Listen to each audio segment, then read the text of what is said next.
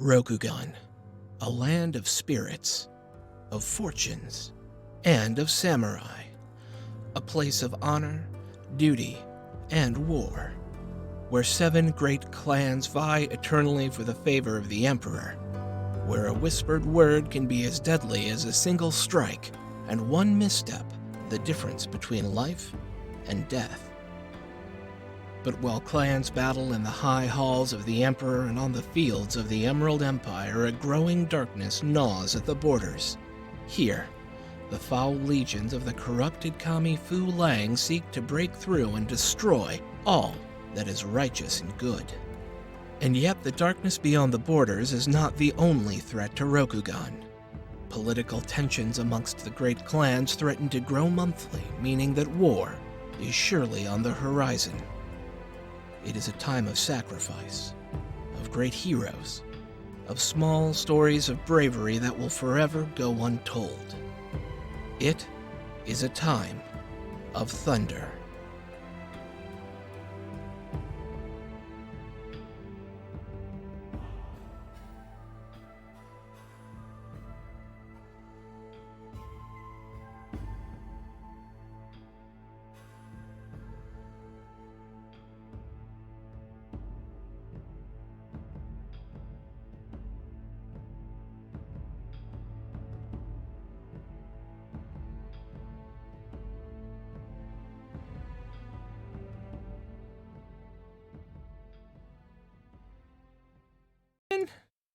All right, we're in. We're coming in. We're coming in. Good morning, afternoon, or whatever, wherever you are in the world, and welcome to the party.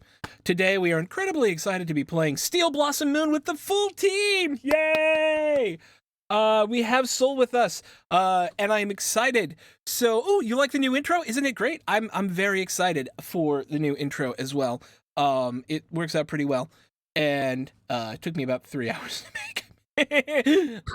But thank you. Hi, Kai. How you doing? Hi, everyone. I am Sean, also known as Throck. I'm your storyteller for the day. We are playing Legend of the Five Rings 5th edition. We are in our 3rd episode doing the Topaz Championship, which is the starter module from the new Legend of the Five Rings 5th edition game. And so we're all kind of learning as we go along, and we're figuring things out. And so you're joining us as we all learn a new system together. I've been playing Legend of the Five Rings since 1997 when it came out.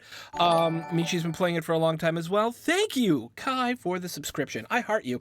That allows you to give someone a free reroll on a die of their choice. So you can tell me who gets that free reroll, and they will get it. And it could be me. But it shouldn't be me. It should be one of them. So I'm glad that folks are hanging out with us this afternoon for me and morning for some of our other players. A couple of quick notes before we start. So first, thank you to our sponsors. Of course, Devin Rue, the mistress of all great fantasy maps. Tabletop Loop, your fine purveyor of all sorts of amazing dicey things, and the amazing So Nerdware. So Nerdware is our sole merch provider, and it is where you can go to get amazing Welcome to the Party and Soul Bear, right? And Soul Bear RPG merch as well. Is that correct? Yeah, that is correct. And yes, Soul Bear RPG merch. So if you go to sonerdware.com/welcome to the party shop, however it's spelled, and use the code welcome, you can get 10% off your next purchase. What's the code for Soul Bear if they want Soul Bear stuff? Soul Bear. Soul Bear. So if you want to get Soul Bear RPG stuff, get Soul Bear RPG stuff. It's Soul Bear stuff. Yes. And last but not, well, you should check out our Discord. It's an amazing, inclusive, awesome place of love and video games and role-playing games and talking and things. And last but not least, check out our Patreon. Our Patreon is one of the best ways to support us. We love you supporting us here on Twitch as well because it helps you interact with the team. But you should also check out our Patreon where you get podcasts a week early. We are just finishing the editing cycle for our first round of new articles as part of the Welcome to the Party Writers Project, and DM notes and all that sort of good stuff as well. So I just got another notification, but I don't see what for. Okay, I got to turn off the Someone followed. Oh, thank you for the follow, whoever followed. I missed it. Recelian, thank you for the follow. I actually need to turn off because we're recording this for podcast as well, as this will turn into episodes 5 and 6 for the podcast. I need to turn off the thingies somewhere. It's fine. I'm not going to worry about it right now. I can edit it out. I'll edit it out in post. It'll be fine. Cool. So, On Patreon, it's one of the best ways to support us because we're using the funds that come in from Patreon to create what we want to call a PBS for RPGs. And what that means is we want to underwrite amazing writers, artists, and creators across the role-playing game universe and give them a place to create and pay them money for it and then show up their stuff. That's our long-term goal. So if you think that's awesome, you should come check it out. It comes with a bunch of great benefits, including 15% off at the merch store. So check it out. With that, let's go around and say hi to the team, and we're going to start with Soul because he's new. So, Soul, say hi. Tell us who you're playing because we haven't met Mu and Nikoi before. So, yeah, give us a little description of yourself. Hi. My name is Quinn or Solomon or whatever you'd like to call me. And today I'm going to be playing Moto Mukomi. He is a Unicorn Clan member. He's more comfortable around horses, but will do the best for his clan in honoring it in the way that he sees that his mentors saw fit for him, which is to go around the clans and make himself indispensable towards them for the to show off the utility of the Unicorn Clan for the rest of the Emerald Empire. Yep. So, for those of you who don't have a lot of Legend of the Five Rings context, the Unicorn Clan came back about 200 years ago, and it being a very traditional society, that's not long enough time for a lot of people to still trust the clan. So, Soul has set himself up to be a character who is trying to essentially act as an ambassador through doing awesome shit, showing how awesome the unicorn is. That's his goal, and I think it's going to be pretty exciting. Let's do Michi next. Hi, I'm Michi. You can find me on Twitter at Michisaurus, and today I am playing Kaito Rei, who is an archer that has trouble with archery, apparently. Yeah. Feels like a place expensive. And well, yeah, but I mean, come on, yeah. Rain. I am Rain Hayes, and I'll be playing Soshi Kuroyoki, who is a Scorpion Clan Shugenja who makes interesting decisions. Yes. Like starting a fight with a bunch of Ronin. That happened. You did that. That was you. Yeah. Okay. And Lily. Hi, everybody. I'm Lily. Lillipad Nebula at all the places. Today, I'm very excited to be back into the shoes of Doji Sayaka, who is with the Crane clan and is a courtier. Indeed. Okay, so I have done the intro for the last two games because they were new and I wanted to do something written out. But why don't one of you tell me what happened in the last episode this time? Okay. So it was the next half section of the competition for the Topaz Championship. We did a bunch of things like archery and horsebacking and horsebacking? You did horsebacking? Horsebacking, yes. Okay. And poetry and melee fights. And I forget the fifth one. What was the fifth one? So we accidentally skipped Go. But it's fine because the timing worked out anyways. But yeah, okay, yeah. Got it. We did not collect $200. Yeah. Right. We did not pass Go. Indeed not. We went for like a reception thing near the opening of the episode, and a bunch of Ronin came in and were like being very like weirdly aggressive. And then I still don't have character names down very well, but Kuroyuki decided the best course of action was to try to take one of their katanas. And that led into just a bar brawl. And then very rudely, the cops came and blamed us. They're like, we're going to tell your parents on you. And we're like, yo, we're just trying to get drunk here, man. And then they left. We didn't lose any honor, so that's good. Yeah. So there was that. Hitoshi is doing middling. He kind of passed, I think. Yeah, he passed. All right. Yeah, he passed. Yeah, I mean, by the skin of his teeth, it came down to the last the last thingy for him. Cool. We didn't piss off a ghost. Yeah, you didn't also help on the last thing either, so that's a thing. Yeah. He's alive. He passed. That was our job. We're good. Yeah. Right. And then today, or like the next portion, is the end of it with the party, and we have to give a gift to Makita Toshimoko. Yes, Kikita Toshimoko, the dude who the wizened gentleman who runs the Kikita Dueling Academy. Yeah. Yeah. Yeah, we got to give a gift to him. Yes. So I would like to look for a CVS so I can buy one of the random toys. I love it. Yeah, those are great. Yeah. Ideally, an off-brand action figure. Right. Of Kikita Toshimoko. Because if they were to make action figures of people, it would be of Kikita Toshimoko. Yeah. Right. So it'll be like Super Swordsman action figure, and it looks exactly like him. Yes. Yeah. Except it's this weird off kind of blue-green color instead of an actual. Yeah, I got you. And every single one on the shelf is different because the dye wasn't consistent. Yep. Very classy. All right. So, yes, our party is at the Topaz Championship, the most prestigious coming-of-age contest in Rokugan, having been sent there as representatives from their clans in order to show their best to the Empire at large. 2 days of contests have passed, where the party was scored based on competitions such as weaponry and law and courtesy and poetry and horse riding and archery. And at the end of the contest, Doji Sayaka, our very own Crane Clan courtier, stands at the top of the lists with Kaido Rei in third and Sushi Kuruyuki and Moto Munakoi in the middle, but still having passed. I put you in the middle because I gave you average rolls, Soul, because you weren't here to like do your own thing. Okay, cool. I hope that's okay. And so, but some stranger things are afoot here at the Topaz Championship. A certain Scorpion, who was the runner-up last year, Bayushi damn it. I need my notes. Okay, hang on a sec. Boink. Yep.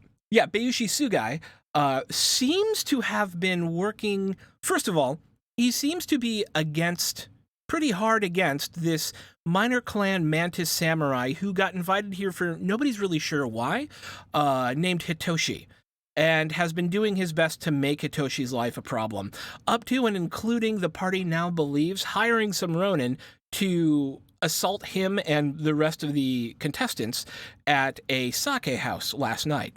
On top of this, the party was visited by the ghost of Doji Satsume, who is the former Emerald Champion, essentially think the head of the FBI, if you don't know about Rokugan at all. The guy who runs the FBI is the chief federal lawgiver of Rokugan. His ghost showed up and asked the party to make sure that Hitoshi passed. They did help him through some of the contests, which allowed him to get pushed over the edge.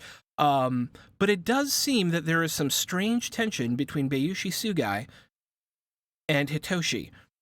The party has also found out that perhaps there is some familial connection between Hitoshi and the Kikita family. For your context, the Kikita family is the foremost family of duelists, for the most part, in Rokugan, and is a member of the Crane Clan. And it is also in the lands where the championship is currently being held. So, with all of that preamble out of the way, as L5R has a lot of politics, a lot of personalities and stuff like that, with all of that preamble out of the way, our party is now expected to go to a formal dinner hosted by the governor of the province, or the governor of the city of Suma, where the Topaz Championship is being held, and the guest of honor is Kikita Toshimoko. And thus, each is expected to give a gift to Kikita Toshimoko as they enter, as he is both the one who ran the tournament and is the highest ranking person here at the time. So with that, you've got about 2 hours of downtime before you head off to the formal dinner. Is there anything you'd all like to get done in that time?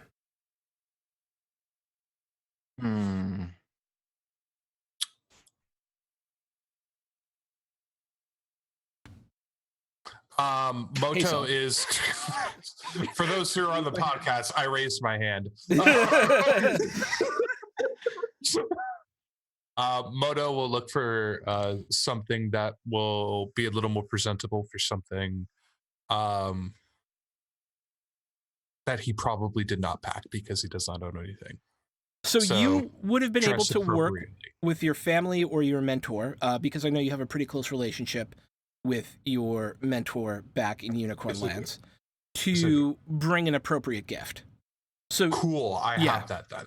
okay, yeah, Dope. it can be like an Dope. amazing riding horse or an awesome like riding spear or whatever you want that you think is an appropriate gift from a member of the Unicorn to one of the most prestigious members of high society in Rokugan. Okay. I'll Yeah. bring a riding horse. It is not my horse. Sure. My horse Yeah. is my horse. But Yes. Right. yes. But a Mhm. unicorn riding horse, that's a great gift. Awesome. Yep. Team, Cool. anything else we want to accomplish prior to the dinner?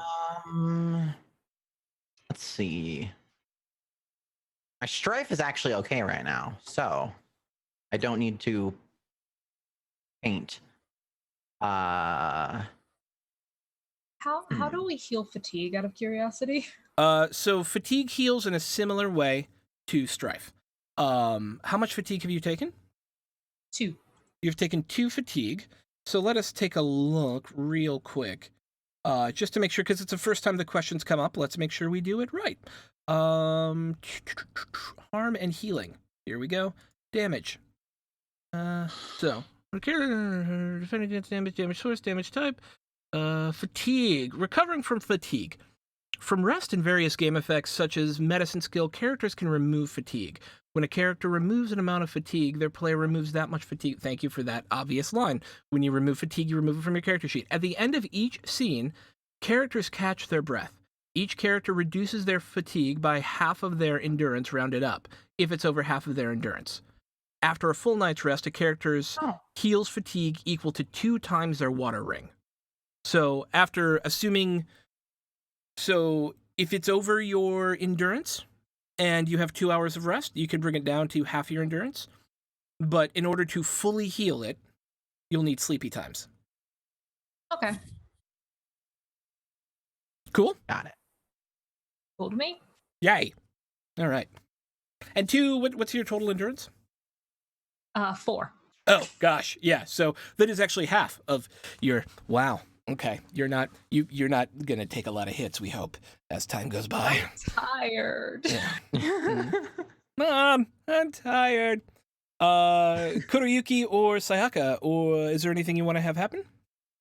If not, that's cool, and we could just go to the next scene. I'm not going to behold you to do stuff. Yeah, I think I'm good. Just getting around and ready for a party. Sweet. Yeah, I'm good. Okay. Easy peasy. The magistrates, as you guys, so starting at the beginning, once you've dressed in your finest, or however you choose to dress, it's a little bit more formal than, you're going on contest gear. As a note of cultural context, you would not wear armor in this situation. You would not wear weapons in this situation. This is going to a formal dinner like this. You would leave your weapons at some place to polish your swords, quotation marks around that, as a way to not bring them into someone's house without harming your own honor in not carrying your weapons with you, and without dishonoring them by believing that you need to bring giant razor blades into their house, which could threaten their lives, right? So that's the cultural context there, right? Is your weapons are, if you're carrying weapons, it's assumed you're ready to use them. And so if you bring them into people's house, it's considered an insult. So for whatever excuse you find not to bring them, everyone always finds a good excuse not to bring their weapons with them to someone's house, unless there's like a diplomatic negotiation going on or you honestly feel harm. If it's a friend's house, you can bring it, things like that. But at a formal situation like this, you would not. I'm bringing my swords over to my friend's house.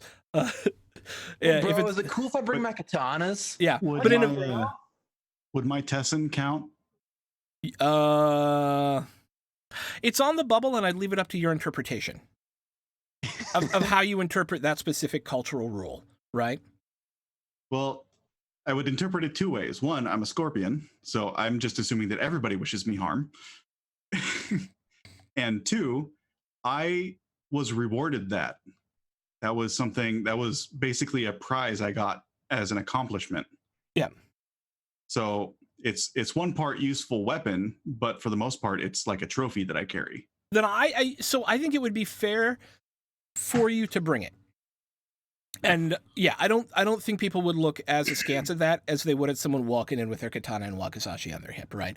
Or like a giant fucking club on their back. I don't, you know. And when it's in my obi, it just looks like a fan. It Yeah. doesn't. You don't necessarily see the steel. Yep. So you make your way over to the magistrate's estate. It is an elegant home overlooking the village, currently festooned with lanterns and packed with servants and guests. The house has its doors thrown open to the warm spring evening, transforming its interior into one massive feast hall around a central garden. A servant bows to you as you enter and escorts you to your seats at a long table on the side for the contestants. At the head of the table is Kikita Toshimoko, flanked on either side by town magistrate Kikita Kaikatsu and the priest from the contest. Kitsuki Yukimi, who won the Topaz Championship last year, and the runner-up Bayushi Sugai sit across from him as honored guests. And each favors you with a glance as you reach your seat, a friendly one from Yukimi and a dour glare from Sugai. Most of your fellow contestants are already here and enjoying the sake as well. Hitoshi seems to be in a bit of a darker mood. He is sitting there, drinking some sake, isn't really mingling with everyone else. And one other note I wanted to share with you all is, once you're all seated, you have some mingling time before you're seated. If you want to mingle, if you want to talk to any of the other contestants, Sure. So you all know there is at least one other person from each of your clans here of your same rank who are about to graduate and get their Genpuku. You've met them through the contest. And there are some senior members of your clan here who comprise the judging pool. So if there's anyone you'd like to interact with or mingle with, now would be a great time. Okay. Moto will go up to the unicorn clan, his unicorn clan brethren. That should be obvious compared to the rest of the people who are at this event. Yeah, he's a big, bulky guy as well. His name, and you've met him before. You actually competed against him in one of the tournaments. His name, he's also a Moto family member, so you actually probably knew each other before coming here. His name is Moto Batbayar, and he is a horseman and did actually really well on the horsemanship challenge and did really well on the archery challenge. Yeah. Okay, I'll take a shot of sake and bring it along with him, kind of carrying two, one of my own and one for him. Yeah. I'll hand him a shot of sake and cheers. Cheers. And Clang. And I'll ask something in the line of I really don't understand the purpose of these sort of events. Hopefully you can educate me as to what would benefit our clan while I'm here and who I should be able to keep a lookout for. I don't like these events that much either, but I'm used to sitting around our feast halls and enjoying some good cooked meat and excellent sake just like you.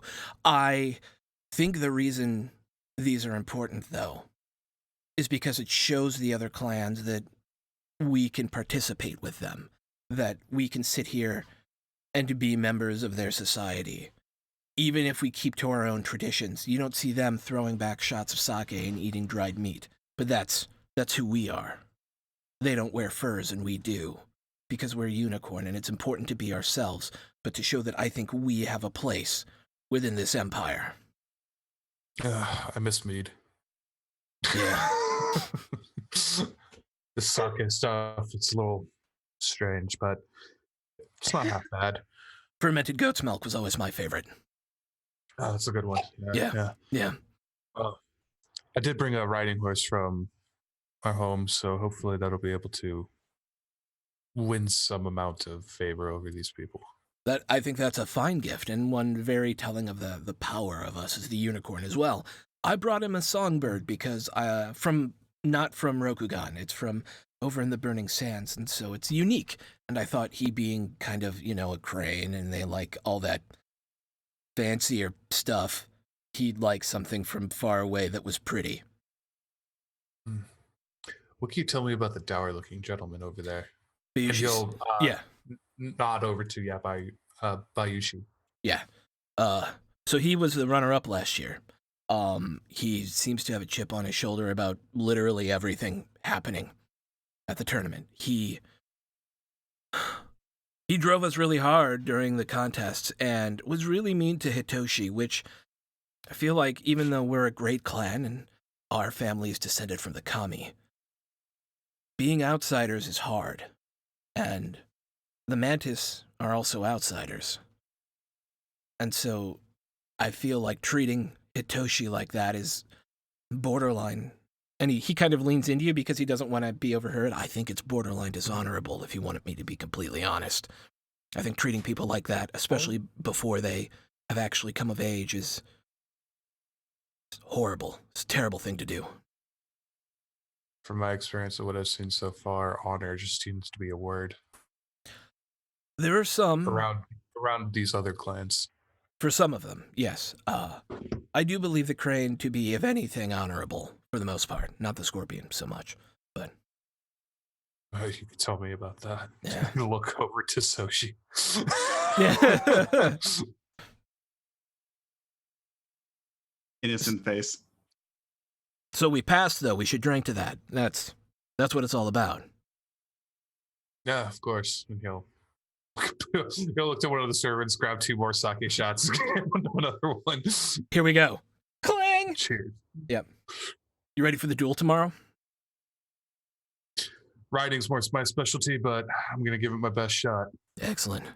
We'll find out pairings in the morning, and then they'll set us off. I hope I get one of the Scorpions. I'd like to show them my sting. Perhaps I could set that up. If you can, I would not look askance at the opportunity. I'll see what I could do. But Excellent. stay wary as if we were beyond the Emerald Empire right now. Of course, these lands are far more foreign than our homelands. You know what I'm saying? Yes, Yeah. very much so. And he'll turn around and he'll head back to his weird group of misfits. Awesome. What are are both Bayushi there? Yes, Bayushi Sugai and Bayushi Meilin are both there. Okay. I'm gonna look around to see what both of them are doing. Bayushi Meilin is actually sitting talking with Shiba Toya, the Phoenix Clan, who he's going to be a Yojimbo when he graduates, but the Phoenix Clan samurai. And Bayushi Sugai is sitting there at the table of honor. Is sitting there at the table of honor along with Kikita Yukimi, the priest who's been overseeing the tournament, the local governor, and Kikita Toshimoko, looking unhappy. He's trying to keep it off his face, but he's not looking happy. So he's not talking at all. I mean, he is talking as much as civility dictates, but it's very short and clipped and, you know. So probably not something worth knowing. Yeah. Well, then I'll observe Mei Lin and I'll try to read her lips. Yeah. So I read through it, and essentially what it is you get the gist of what they're saying from reading their lips. You don't get, it's not word for word, correct?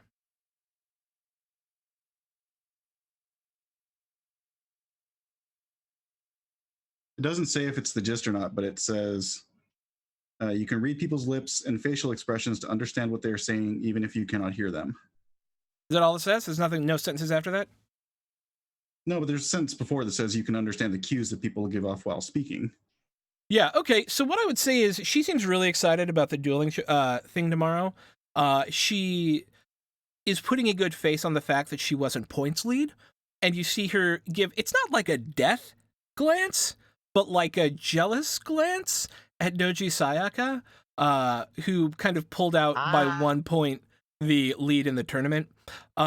It doesn't seem to be, and Shiba Toya's like, I'm just glad I passed. I'm pretty happy about that. Looking forward to the duel tomorrow, though. That's going to be pretty great. Baby. Yeah. Yeah. You can tell his deal is much more getting through this and then getting back to what he wants to do. And hers is very much more than that. Like, she wanted to win hard.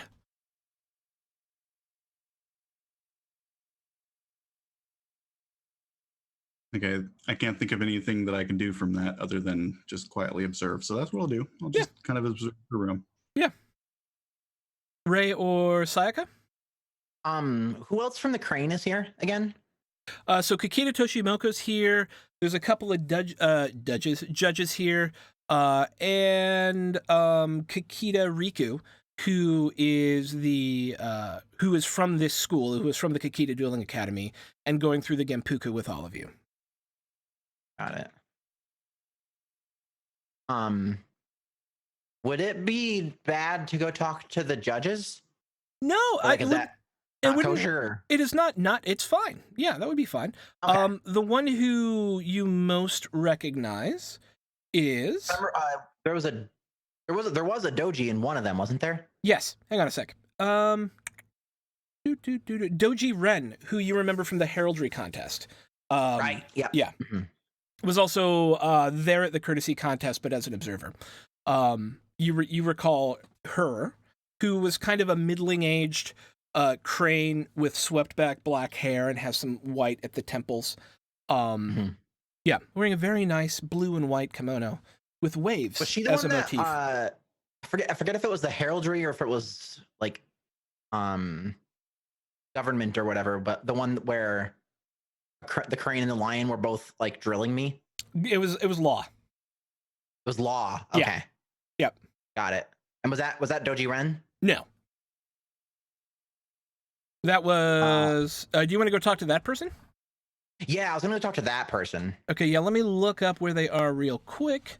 I just have to get to their entry because I didn't have them up on my list. Near. Boop, boop, boop, boop, boop, boop, boop. Okay, here we go. So law was one more. Here we go. Come on, where are we at here? Okay, here we are. Yay. I just like to make noises when I'm looking because I hate dead Sure. air. I just hate As you it. do. Yeah. I'm just weird like that. Yeah. No. Yeah. I want to go talk to them just to be like, man, that lion was an asshole, wasn't he? Right? Oh yeah, and that lion's name is Akoto Aiko, by the way. Koto Aiko. That one What's I just that remember politely? off the top of my head. Right, but Yeah. said politely. It's gonna be said differently, but the gist of it's gonna be, man, that lion was a dick. Yeah. So it was Doji's where's it at? Doji Taiyu. There it is. Thank you. It was Doji Taiyu. Yes. Who was helping as a part of that. Yep. Challenge, and then Akoto Aiko was the lion from the challenge. Okay. Yeah. Government challenge. Okay, cool. Yeah, I'm gonna go over to Doji Taiyu. Yep. And like wait for a respectful moment to approach. And then go up and say, I would address them as Sama. Right? Because they're higher. Yeah. Either Doji Taiyu-sama or Doji-sama. You would never use their personal name alone because they're of a higher rank than you, and you don't know them. Got it. Sure. Yeah. Yeah, so I'll come up and say, Doji-sama, it is so good to see you tonight. It's good to see you, Doji Sayaka-san. I'm incredibly impressed at your performance so far in the championship. How do you believe you'll fare in the dueling competition? Well, I must admit, the challenges like yours are more of my strong suit, but I think I will fare decently well. I hope so. It would be amazing to have the Topaz champion come back to the Crane clan. I can only hope that I will be worthy of that honor. I already believe you are. You are of excellent breeding, you are beautiful, and you are well-spoken. You are a representative. Too kind to me. Thank you so much, Doji-sama. I believe you could be a representative of the Crane clan, a true representative of the Crane clan if you win. And it will vault your career as well, which certainly can't hurt. Of course. I did have a question. Where was Akoto-sama as forthright with the other candidates in their tests? We were leaving this information away from the contestants for the moment. But in order to not create any additional waves here at the championship. But his antipathy towards our clan, as you know, we have had a long history of friction with the Lion clan. Of course, yes. Skirmishes have broken out along the border. And while it has not been confirmed yet, there are reports of a large battle at one of the holdings up in the northern portion of the Lion lands that abuts against our own. I see. That's quite troubling. I agree. We are doing everything we can to avert war. But needless to say, some amongst the Lion, and especially after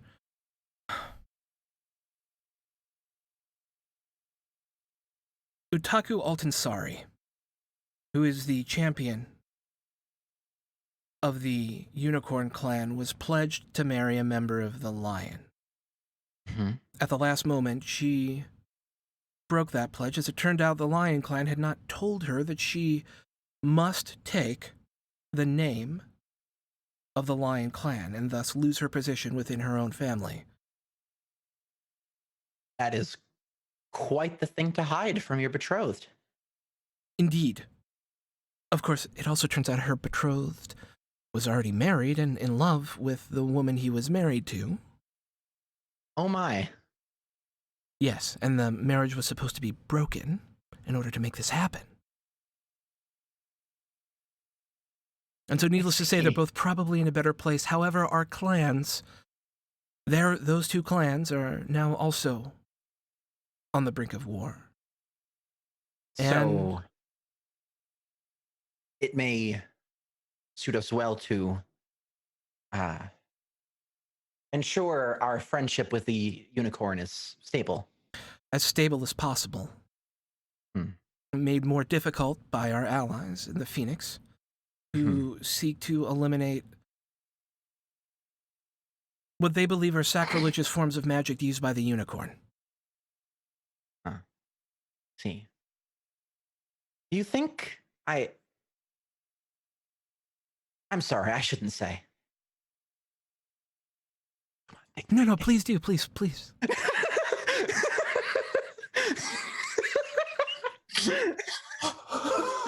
on, take the bait. I shouldn't say. Well, then don't. Damn it. I should not say. This is the most intrigue shit. That's the most Downton Abbey thing I've. What kind of crane are you guys? Okay.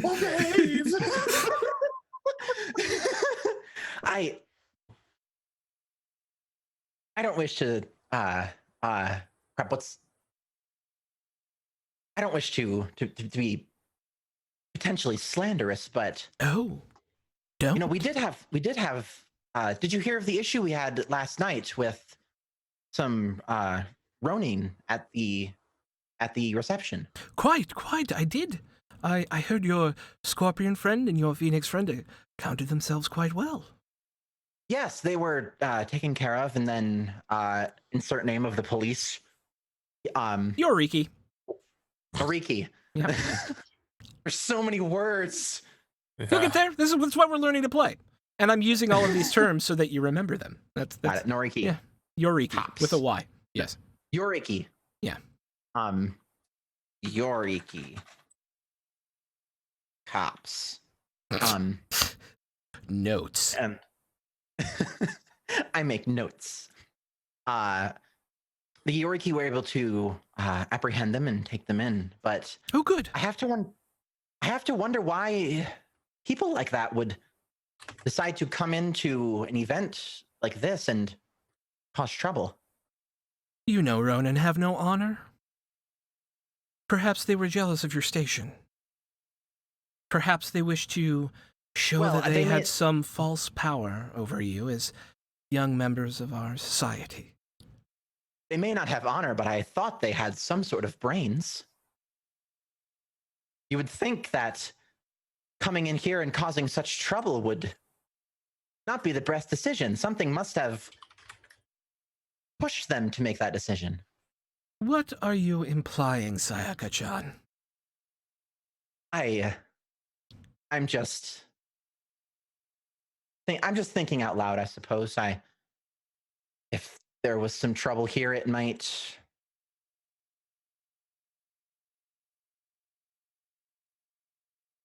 If there was some trouble here that distracted from the tournament or caused some harm to some of the candidates, it might unfortunately benefit some people that are looking to make waves. Someone And I would like trying to to spread make... it. Oh, yes? I want to do my move. I want to do my Okay, move. do your move, do your move. Yee. Okay. So it is. So the name of it is called Whispers of Court. As a scheme action, you may make a courtesy air check targeting each character in the scene. The TN of this check is equal to the lowest vigilance among your target. 2. 2. Okay. And then, so yeah, if you succeed, you create a rumor that sweeps across the room like a storm. And what's the rumor? That the Lion Clan hired the Ronin to cause trouble and potentially hurt some of the candidates. Even though I know it wasn't. Scandal! I love it. I It's great. know. I love it. I love it. I love it so much. Yeah. So it's a TN2 what? Courtesy air. Courtesy air. And Make your then- roll. And then, because I also have Rustling of Leaves, Yes. I can spend opportunity on this to Mhm. make the TN of any check to trace the rumor back to me increases by 2 Oh, nice. per opportunity I spend. So here's the roll. Let's see the roll. Bam! Oh, okay. So you'll be keeping 3 dice. You got an opportunity, a strife, an exploding success, a strife, a success, a strife, a success, and a success and a strife. That is an incredible roll. So you get to keep any 3 of those that you so choose. I'll keep the plain success, Okay.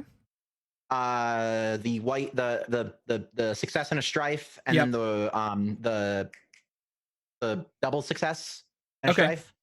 Oh, the exploding success and strife. Yeah, gotcha. Exploding success. I keep forgetting the first word. Yeah, it's okay. And then I'll re-roll that black die just to see if I can get. So you've got an opportunity and a strife. But so you did get an opportunity you spent on it. Okay. But you a ton of strife. And so it's interesting to me. You're going to have 3 Yeah, three strife. 3 successes and an opportunity. Okay, 3 successes and an opportunity. Okay, Yeah, so I'll 3 spend the side- opportunity to. I'll Go spend the ahead. opportunity to do my the Rustling of Leaves. So Okay. if anyone tries to trace the rumor back, the TN's increased by 2. Okay, so it'll actually be a TN5 because it's based on the number of successes you got. Bam. Yeah, so it'll be a T, which is a lot, right? Like a lot. So I'm interested in how the stress manifests. How much strife do I take then? 3. You're going to take 3. 3. I'm just interested Okay. in, like, why was this stressful? Why was this strifeful I think for Sayaka? it's because I know that it wasn't them, and I know that it was the Scorpions. Yeah. And like I'm very deliberately lying, but I'm doing this to help the clan, which if weighing it, it's more helpful to my clan than hurtful to them to lie about this. So Yeah. just that like internal balancing is what's causing the strife, I think. I love it. I love it. That's amazing. Great. That was an excellent scene, by the way. Yay. Nicely done. So Rei and Kuroyuki. I know Kuroyuki, you already did some stuff. Rei is the only one who hasn't actually done something yet. So let's go to Rei first. I actually, after Sayaka is done chatting, would like to approach her. Like, Sayaka-san, I have some information I would like to discuss with you. Kaito-san, of course. And so kind of like lead her off to a quieter part of the party. Pull out a bottle of sake in my cup. Would you care? Of course, thank you. In my divinations, Yes. I discovered something potentially troubling about our friend Hitoshi-san. Oh, Not about Hitoshi-san himself. As I was reading, I sensed some close familial bonds with the Kakita family. familial bonds. I'm not entirely sure what it means, and that is why I have not said anything, but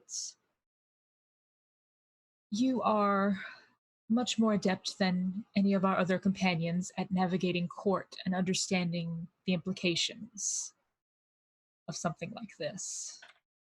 And so I felt it best to bring it to your attention. Of course, I appreciate that. I know with the quest put on us by what was his name again? Doji Satsume. Satsume, thank you. Writing that one down now too. Doji Satsume. With the quest put on us by Doji Satsume-sama, it was any information we can get is helpful. Thank you for this. Given your political proclivities, Sayaka, Yes. I would allow you at Proclivities is a good word for it. I know. I would allow you to make a courtesy earth check. Courtesy Earth. Yes. Cool. Okay.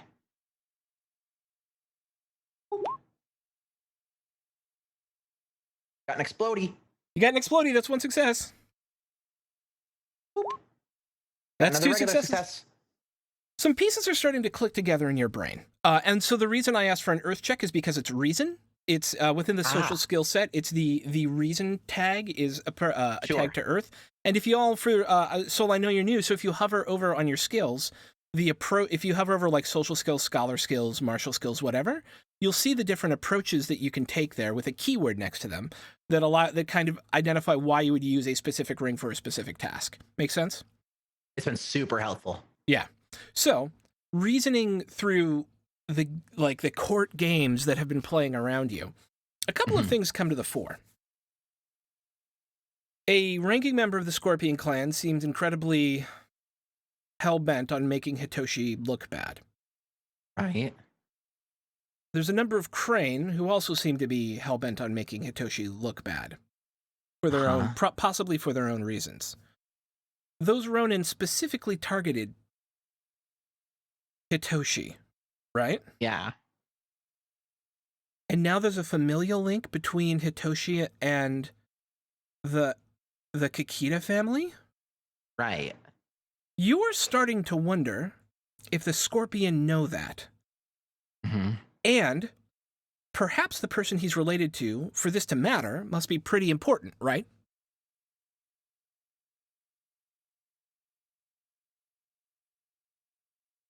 Do I? Would this be something? I did say I was kind of going back to our members, so I want to raise a question. Is this something that our own Scorpion friend would know? Unless you may have a conjecture, but you wouldn't know anything factually. Okay. Ray nods his head no. So if it's got to be someone important, would it be wrong of me to assume it's Toshimoko? You haven't given, so a good way to, anybody can make this test, and this will be a, let's see.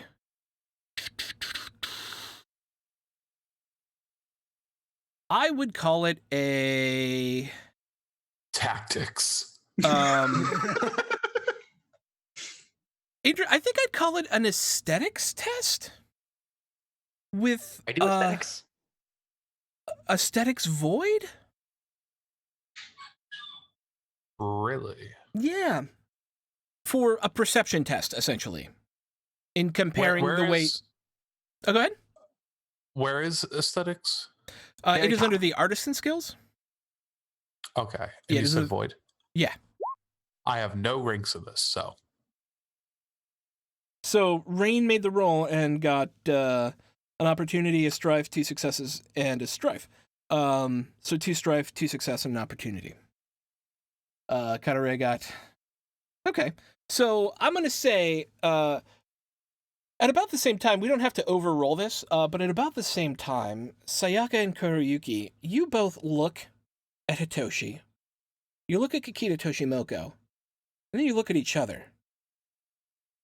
And you realize, my gosh, they look awfully similar. Goodness. I'm doing a lot of like overjection, but secretly I love this shit. I know.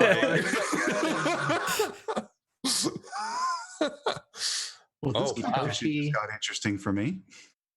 Looks Is there anything that you would like to mention? like Toshimoko. Yeah, Kikita Toshimoko.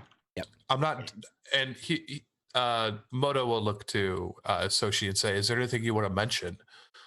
I'm not saying that you yourself know anything, proving yourself hesitantly reliable. I'm going to give him an extremely innocent look. Yeah, I could see through that shit. So there's nothing that you don't. Is Soshi a mute? Like, okay, I'm sorry, I wasn't here for like 2. No. No, she talks. She just doesn't talk often. Okay. Yeah. Sayaka, up until this point, has been the talkiest member. And so now we have 2 talky members and 2 kind of stand back and observe members. Okay. Yeah. Okay.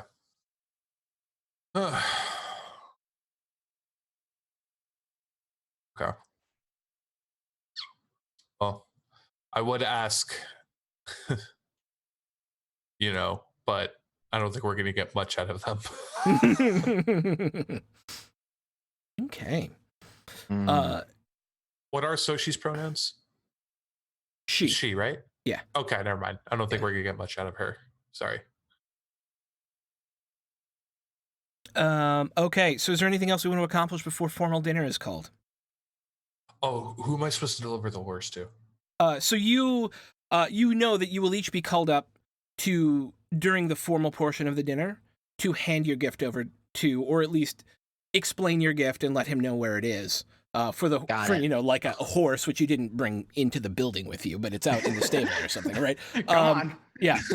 And we'll have the opportunity to formally present it. Yeah. Lead around.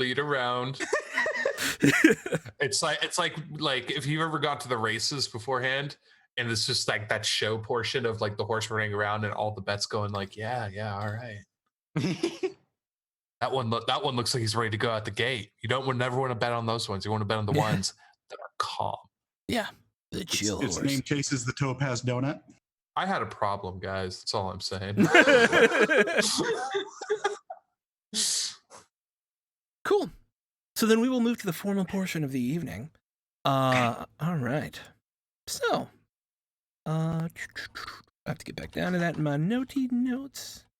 Goink. Okay, here we go.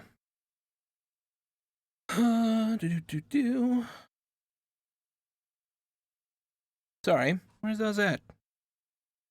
I'm crazy. Go. So. So this is a problem with running games at like 1 p.m. when you wake up at 11 p.m. Sometimes you're like, where's all my stuff? I don't know. I've had coffee, but I don't know what's happening yet. Okay. Right? 2 months we've been doing this. Yeah. Okay. A formal gong rings through the room as you know this is your signal to come and sit at your appointed places on the contestants' table. As you're all seated, it's time for the formal presentation of gifts to begin.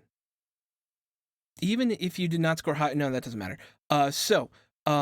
The gifts are presented in a traditional order based on the great clans. First, the dragon, and Miramoto Hanada comes up and gives a book of stories and philosophies of some of the greatest Shinseiist thinkers of the Dragon Clan. Shinsei is kind of the monastic religious strain within Rokugan. And it says, and he says, as he bows to Toshimoko, "You will need this in time to come, Toshimoko-sama. and then the crab, Yasuki Jun, goes up. From the he is actually carrying a cask of what is called friendly traveler sake, which is widely considered the best sake in Rokugan, and it's brewed in Crablands. And he sits there, and Toshimoko looks incredibly excited to have this. And then the unicorn are next. Would you like to go first, or would you like the other unicorn to go first? I'll leave it up to you. I'll let my other fellow Moto clan member go first, and I will explain to him, like, I have brought this amazing Frisian horse over. And if you've ever seen a Frisian horse, they are a lot larger and they are really fast horses. So this is like an exceptional gift from just a beautiful Frisian stallion. And I guess we'll compare gifts to see whose would be more presentable to go first, like kind of like save the best for last sort of deal. Yeah, he's actually really thankful. Clan. Yeah, he's actually really thankful towards you for that. So they didn't have to follow such an impressive gift. Go ahead and gain 1 glory and 1 honor for your awesome for being very thoughtful and comparing gifts and things like that. Yeah. He's actually incredibly thankful, and he walks up with his gift that is his cage songbird, and he bows and he gives it to Toshimoko, and he says a few words quietly, kind of stumbling over himself. And Toshimoko gives this kind of thin smile that is obviously he did not present himself as well as he should have. Right. Okay. Yes. Poor guy. Yeah. And then it is your turn to come up. And how big is the stage? Obviously, I cannot. Maybe I can. Maybe I can. Maybe this garden is large enough for me to lead a Frisian horse onto the stage with. No, you wouldn't. You would never bring a horse into something like this. You would tell of the gift. Okay. It wouldn't really be done. Like, it would be done for you in Unicorn Lands, but here in Crane Lands, it would be a little gauche, because what happened if it pooped on the floor or something, right? Okay. Oh yeah. Yeah. So I'll go up with nothing. Okay.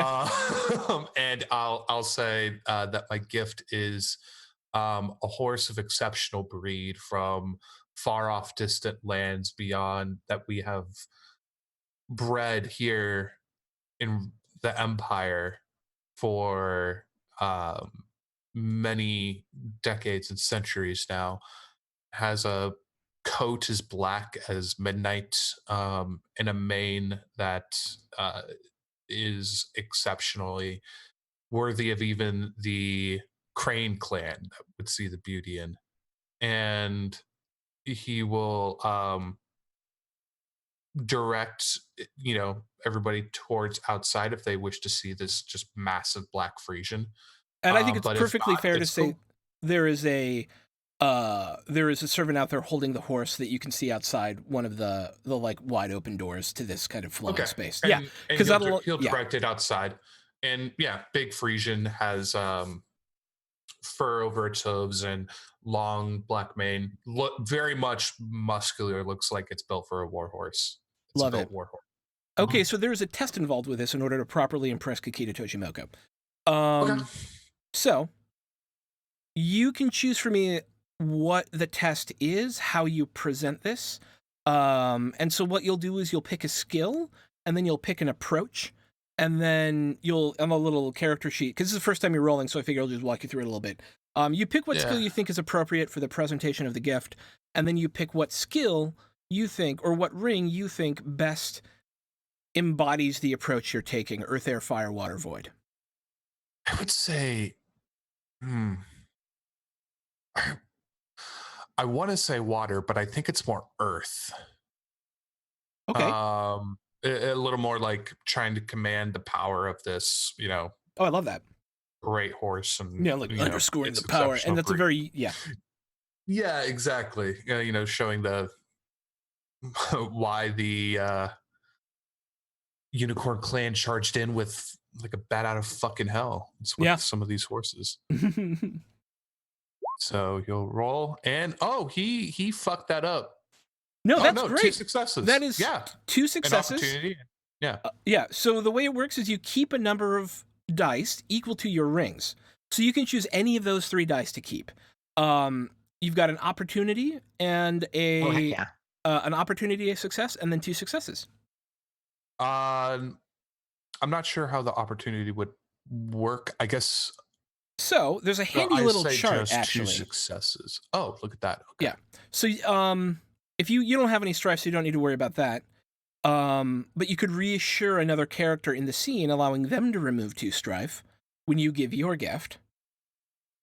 Or you could, that's probably the most appropriate one if you wanted to spend it on something. Okay. Who needs strife removed? Oh, I mean, Hitoshi's looking a little nervous, and maybe one of your party members. Hitoshi. Yeah. I think Soshi, you needed some strife removed, right? At the beginning. I only have 1 strife, and I can take a lot more. Okay, then I'll have 2 strife removed for Doji. Thank you. How You're does that welcome. play out? How does between the I think 2 of you? I think when he says that whole like even the Crane clan could see their beauty. Like Yeah. It's a like compliment to the Crane clan, and yeah. So yeah, I think just like like a instant of like a look like oh yeah. Yay. Yeah, significant PC glances. Mm-hmm. Yay, significant PC glances. Okay. And then next to the table, gain 2 honor and 2 glory.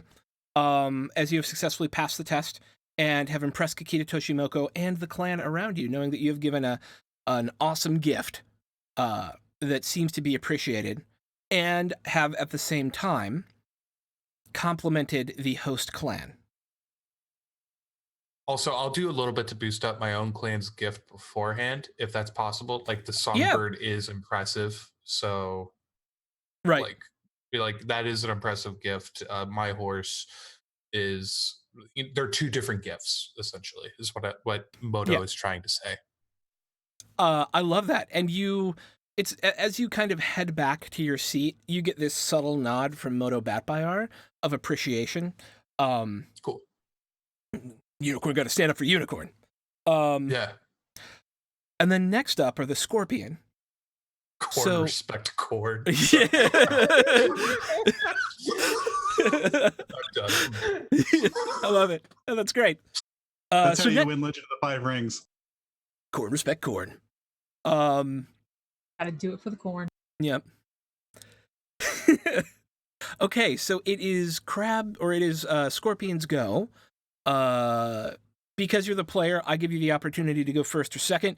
Soshikoto Yuki? I'll go second. Okay.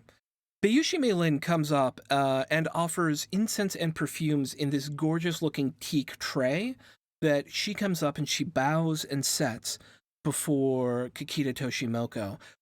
Any of you who have been around, like, truly high society, so probably like Kuroyuki and Sayaka being the 2 most political creatures here, know that these come from the Spice Islands, actually, which is interesting because the Spice Islands are the Mantis Clan territory. And Toshimoko does not seem pleased.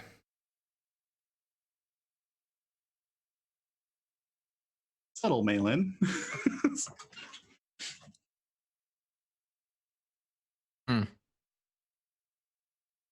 And then it's your go. Okay, I will bring up a largish, not too large, but fairly hefty, lacquered cherry blossom wood box. Okay. And I will bow, and then I'll sit in Seiza, and just the only thing I'll say to him is, may you find peace in your meditations. And I'll open it up to reveal an incense burner that is made of green marble.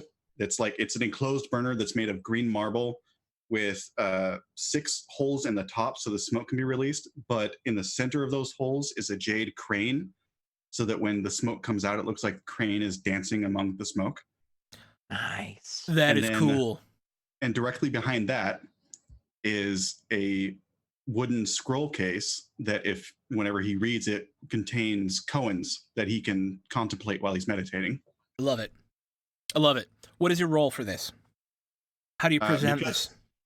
because I am being simple and I'm letting it speak for itself, and I am just accepting of the things that are happening around me, I'm going to go with void.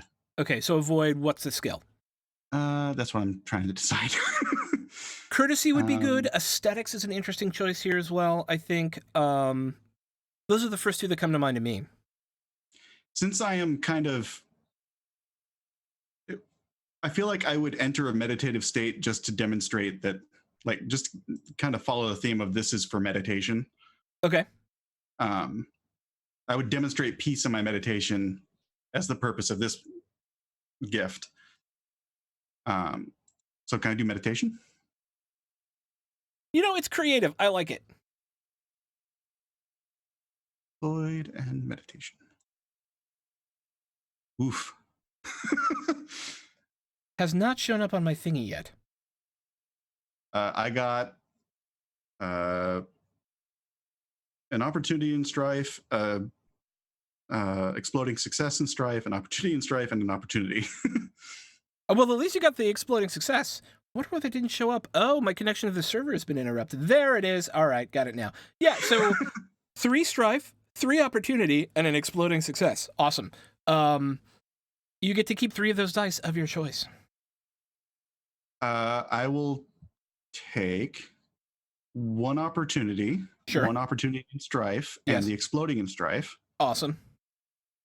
And I'll use the opportunity to kill the strife. Okay, so you'll have 1 strife and 1 success and 1 opportunity. And I roll again for the exploding. Indeed. 1 more ring die.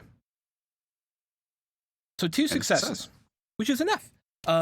Gain. How much glory did I? Was it 2? Is that how much I was giving out for this? Everybody gets the same. Yeah, 2 glory and 2 honor. As you come down and quietly, simply, and respectfully lay the gift before him, opening the box. And he actually, as you're sitting there, he puts up a finger and goes, hold 1 moment. And he takes a small piece of wrapped rice paper, lights it on a nearby candle, and lights the incense burner, picks it up and sets it right beside him, and bows his head again at you and says, thank you, Soshi-chan. I bow lower and retreat back to my place. Excellent. I bow lower. I And then wanted it's to be clear. I don't want to die quite this early. yeah. And then it's the Phoenix's go. Would you like to go first, Kaido Ray, or would you like Shiba Toya to go first?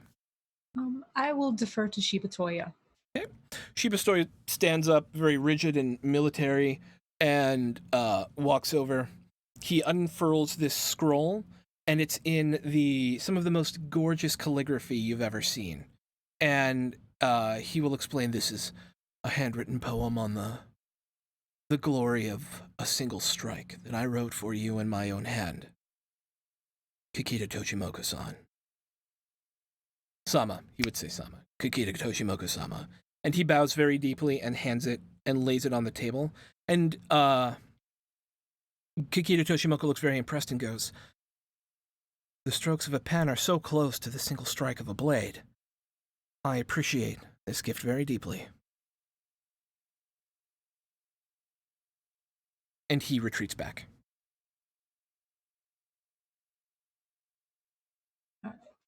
So I will go up with this very intricate origami box and present it to him.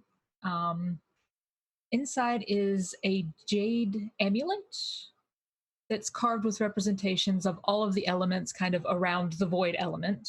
Okay. Very Shintai. Shintaist? Yes. Shinseist, indeed. Shintaist. Yeah. I'll just say, your reputation and your fortunes are unsullied. Please accept this as... God, I forgot what I was... In the hopes that your good fortune continues. He'll bow his head. Make your test. What are you going to test on here? I'm going to use Courtesy Void, just as kind of a quiet enlightenment, religious-y thing. Sure. Lost my words. So 2 successes, 3 strife, and an opportunity, and you get to keep it all. 2 exploding successes. Nice. 3 strife and an opportunity, and you get to keep it all. All right. I will roll to exploding. Kitty Quixotic, thank you so much for the raid, and the host from Thimbraeus. Woo! Yay! Thank you! Hey guys. Hey! All right. So after your initial roll, you also got an exploding die and another strife. So you're up to 4 strife, 3 successes, and opportunity. Another exploding success and another strife. Oh, this is stressful. So stressful. Oh god! Another exploding success and another strife. Okay. I'm gonna have to look Do up it. unmasking in a second, I think. Do you have to keep all of your extras that you roll when you explode? We can look, but I think you should take the gift. Yeah. The tension is mounting. Let me see. I'm gonna check it There we real go. quick. Making a check. All right. So, steps of a check: intention, assemble and roll dice. Choose kept dice. Resolve symbols on kept dice. After rolling a die this way, the player chooses if it will be kept or dropped. If the die is kept, the player resolves its result. In addition, you can choose to drop the die. Oh. Yeah. Um, After you keep rolling, after you roll the exploding success, you can choose to drop that die. You don't get its effect, but you also wouldn't get the additional strife. Oh. Yeah. Okay. all right. Well, I'm gonna keep them because I've got an opportunity to cancel out one of the strife. Yes. So our total tally here, for the love of God, is 1, 2, 3, 4, 5, 6 successes. 1, 2, 3, 4, 5, 6 strife and an opportunity. Jesus. So yeah, I'm gonna use the opportunity to cancel one of the strife. So that's Okay, only what's your 5 strife up to? Hmm? What's your strife up to? My strife is now at 5. And what is your composure? 6. Okay, so you're not at a point where you've unmasked yet, and you're not going to have some sort of outburst, but this was intensely stressful for you. But you were able to keep your shit together, but only barely. Why was this so stressful for you?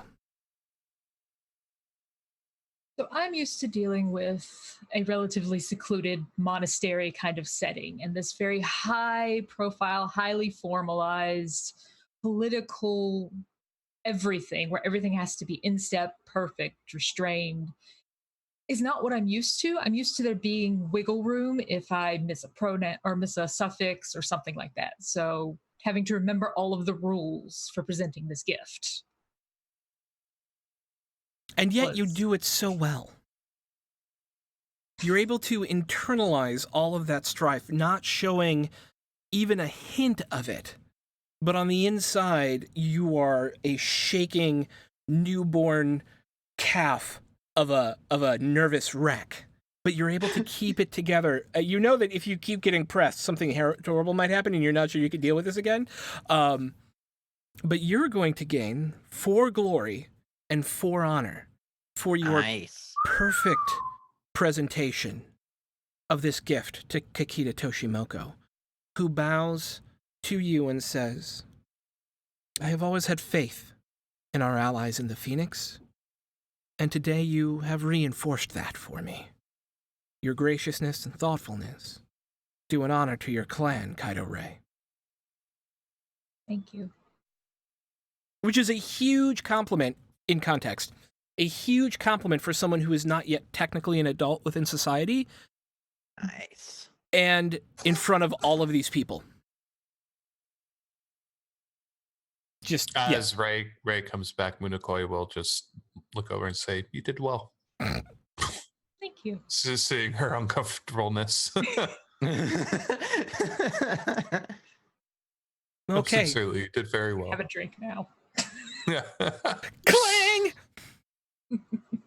Next up are the Crane. Sayaka, would you like to go first, or would you like Kikita Riku to go first?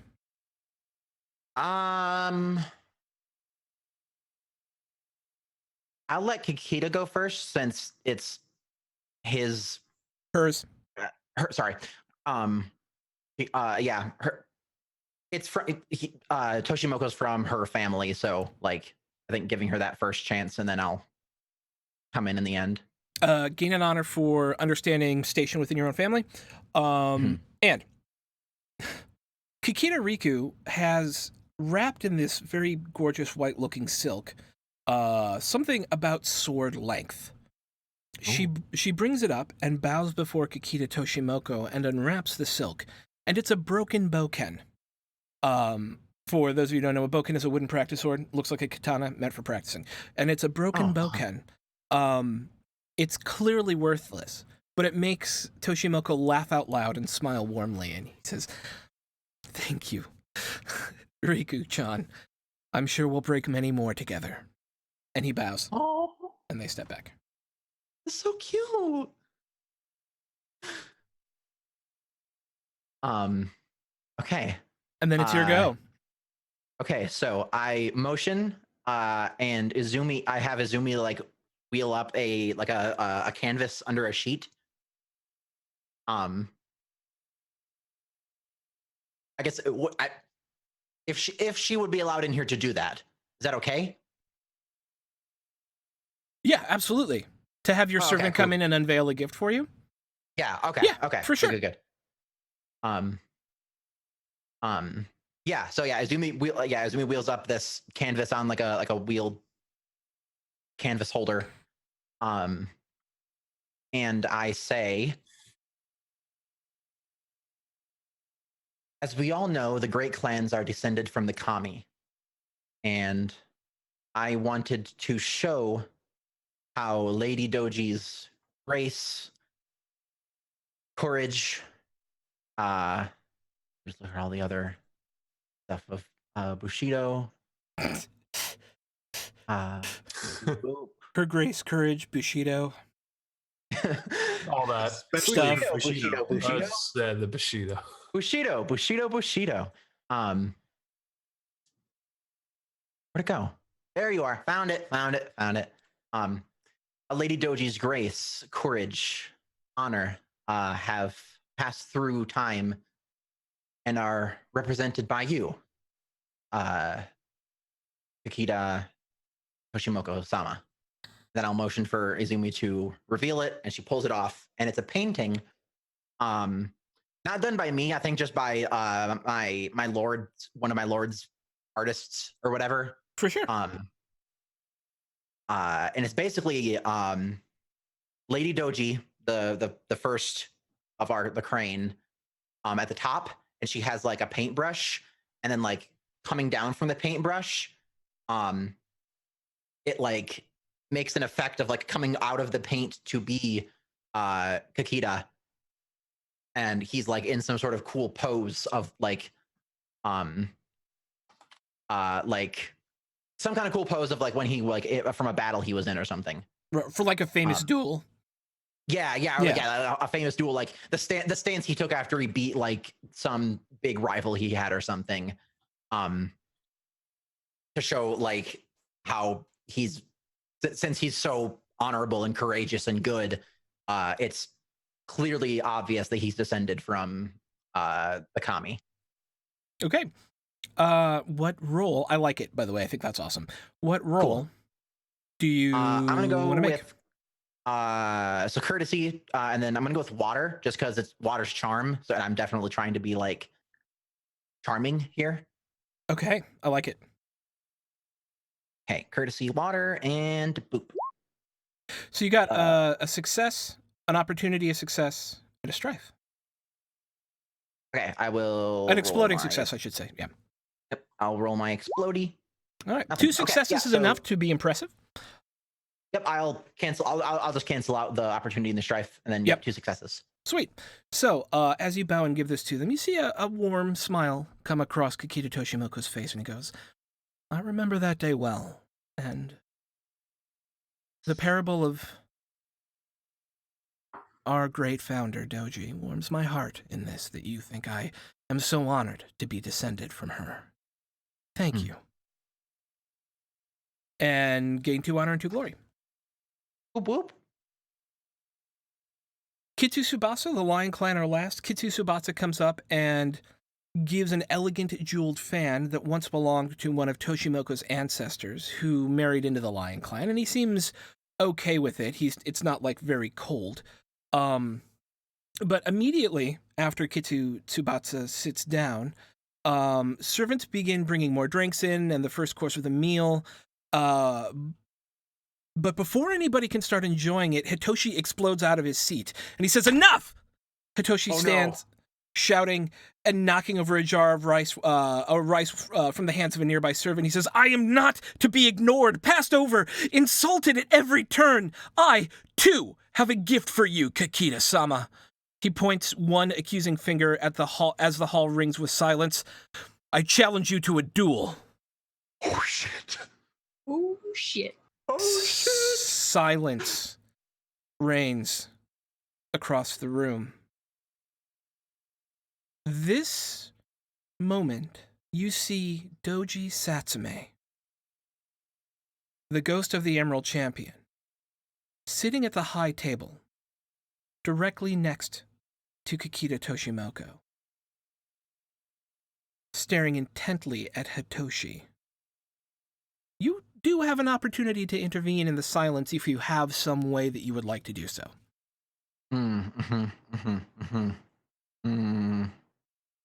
I look to our Doji member and be like, "What the fuck do we do with this?"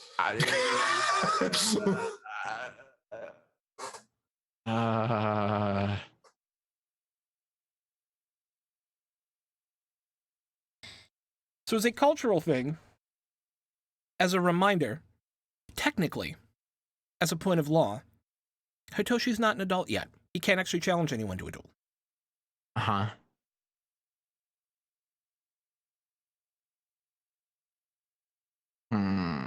But you also know Maybe from like history a- that Kakita Toshimoko has never declined any duel that's been offered to him. maybe bringing forth an argument like "forgive the ignorance of youth" sort of thing. I like. Who wants to do that? Anybody want to do that? Ooh, shit! If I could do it in a tactics manner, I can roll the shit out of it. But I have a question. I'm Yes. not equipped for this. Hitoshi's face, is he looking at Toshimoko like he is angry at him? Yes. Okay, and he's like focusing this rage on him. Yes, because he's been passed over and has been crapped on the whole time, and this is just one final insult. Okay. I had an idea. Well, let's see. Can I do this with a water roll Mm-hmm. courtesy? Yes. And I will simply say to Doji, that we have to forgive the ignorance of youth and ceremonies where we have been fully gifted the rights of the empire yet, or something like that. For sure. So that would be a TN3 courtesy water check. Okay, so how do I do that in roll 20? All right, so you're going to go down to the courtesy skill. Next to it, there should be a little drop-downy thing. Gotcha. Click on water, and then click on the rolly button. Perfect. Okay, so far we've got nice. You can keep up to 4 dice. You rolled 4 successes, one of which is exploding, and 3 strife. Okay, I'll re-roll the exploding. And forgive me, how do I re-roll the singular dice? So the easiest way to re-roll the singular die is if you see on your character sheet underneath the Legend of the Five Rings thing on the upper left-hand corner, there is a basic roller. So you can just put 1 next to ring and roll it. Got it. Yep. So you got a opportunity and a strife. So you can use opportunity to bleed off strife. And so you can just either choose not to keep that at all, and just not keep that die and be done, or you can just say they cancel out. At this point, it almost doesn't matter that you rolled an opportunity and a strife because they'll cancel out. It's the most logical thing for them to do. So in the end, what you've got is 4 successes and 3 strife. Yeah. With their water roll, you can actually use an opportunity to cancel 2 strife out. Oh, really? Hey-o. Remove 2 strife from yourself. Oh, nice. Hey, see, that's what you get for reading the rules there. Good job. Yay, Ray! Okay, learn something new. Yeah, so with your water roll, you should keep that because you'll be down to using that one I'm gonna opportunity. keep. Yeah, I was gonna keep it initially anyway. Okay, sweet. So, yeah, I'll keep the successes. All right, so that's 4 cool. successes and 2 strife. Mark 2 strife on your character sheet. Just out of curiosity, this is the first time you've personally taken strife in the game, so I'm interested. Why is this stressful for your character? What is Because it's a fucking ghost, and I hate them, man. That's fair. I have huge anxiety about them. Apparently, Yeah, that makes sense. Oh Yep. no. I'm just like, fuck. Why am I the one talking the entire time? You're But gonna you- have fun with 2 Shugenja in the party. What if it's haunted? How do I mark strife in my sheet? Okay, so next to your composure on, I think it's the second tab. Is that right? It's on the conflict mode. In conflict, but Yeah, okay, you'll I see. see it. I see yeah. it. Yeah, so 2 strife. Yep. Yeah. So you make an amazing argument about how he's young and he's not technically an adult, and so he can't really, strike yet. And everyone kind of looks at you for a moment and goes, "Oh yeah." And some of the tension starts to drain out of the room as Hitoshi, looking bashful, starts to stammer and apologize and go, I'm sorry for my rude outburst. I just wanted to give you a gift. I had it shipped all the way here from the Spice Isles, Kikita-sama. It's very important to me that I am also able to show my worth to you as well. Looking upset and then staring at you a little bit, and like Muna Koei staring at you and then staring back at Hitoshi. He, please, Hitoshi-chan, bring forth your gift. I have had a specially built river barge made for you, Kikita Toshimoku-san. Oh, that's nice. It is made by some of the finest craftsmen of the Mantis clan, and I believe it is a gift of artistry and utility worthy of a man such as yourself. And Toshimoku bows, the anger draining from his face, and he goes, "That is a worthy gift, Hitoshi. Thank you." Muano Koei, gain 2 glory. I would just like to say that every time Lily goes, "Aw," when something's happening, I feel like that actually happens, but it's in the background and nobody can identify where it comes from. Yeah, I love that. Cut that shit out. The rest of the evening will pass by uneventfully. It's a marvelous dinner. You all have essentially saved this dinner, especially Motomu and Koei with his final removing of conflict there at the end. The contestants seem much more enthusiastic after the final gift is given. There's a moderate amount of liquor now as the dinner goes on, and it's a buzz with discussion of rankings and inevitable victory on the following day. And Kita Riku and Miramoto Hanada are now both arguing again about why their school is better.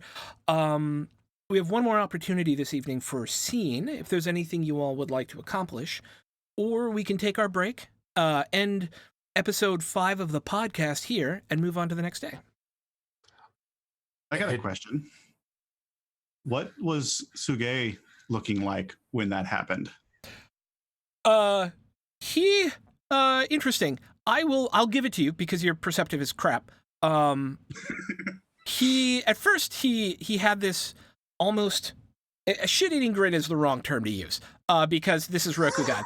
But the Rokugani equivalent of a shit-eating grin, when so kind of a smirk with like a glint in his eye, right? When Hitoshi first made the challenge, and then as Muana Koei came up and said his piece, you saw just like the blood drain out of his face, and he gets stone-faced. I will also have the Rokugani equivalent of a shit-eating grin. Sweet. I do have a question, Throck. Yeah. You mentioned that the unicorn clan tensions with another clan were running high. What was that clan? Oh, the lion. the lion, Yes. is Minokoe knowing of that? No, that information, other than Doji Sayaka, unless she chooses to impart it to you, has I intimated that it had been purposefully kept from the contestants until they leave, in order not to Okay. taint the tournament. Yeah.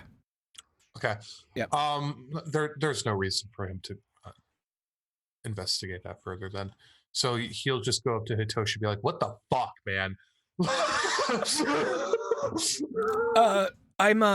I lost it after everything that's happened in the last few days. I couldn't let another insult go by, and not allowing me to give a gift at a situation, a dinner like this, is unacceptable.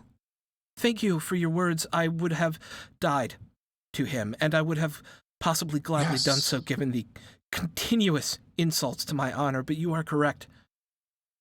The way that you handled it, I owe you a great debt. You don't owe me anything. But how many times am I supposed to be insulted? How many times am I supposed to be laughed at before I say something?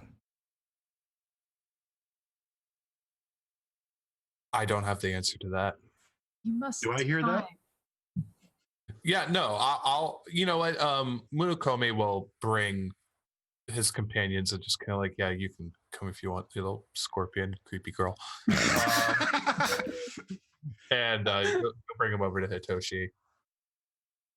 Kurioki's going to like very gently turn her head so that he can see her eye and just look at him and go, "You take it until you have the power to reciprocate." And he just Creepy gives you girl this makes sense. really sad sort of look and breathes heavily. Toshi-san, Yes. you are not wrong. Call out the injustice and the insults. You must, however, do it properly. And an outburst is not the way to get your message across. You are correct. I lost myself. But you regained your composure very well. Thank you. I'll just put like a reassuring hand on his shoulder. He gives a little bit of a smile. He's a little inebriated at this point too. But yeah, he says, "Thank you. You have all been so kind to me these last 2 days, 3 days. It's been a pleasure getting to know you, and now I owe you everything." You'll find Well, a we way do- to repay us. It's okay. You want to repay us past the championship. I will do my best tomorrow. You won't do your best. You're going to pass. Did I just say do or do not? There is no try. There is no try. Sure did. I did. Get sober. Go. And here we will close the scene, because it feels like a good place to close it. Sure. As the party continues for the rest of the night, folks wander off one by one into the evening. You all make your way back to the Laughing Carp for a good night's sleep before tomorrow's events, the final Aijutsu Championship at the Topaz Championship. That was redundant, but I love you anyways. Okay, stream, we'll be right back after these messages. We're going to take about a 10-minute break. And so the plan is we are almost done with this module. I would like to go. We do not have our 5 o'clock game today, and I'm going to leave it up to you all, but I would like to go till we get to the end of this part of the story. If that takes a little bit longer than an hour and a half, is that okay with folks? I'm good. Let me check during the break, and I will get back to you during the break. How's that? Okay, sounds good to me. All right, we'll see you all in a minute, team. Bye! Bye! Hang on, I gotta pull up the right stuff. Okay, we'll be... Oh, there it is. Okay, bye!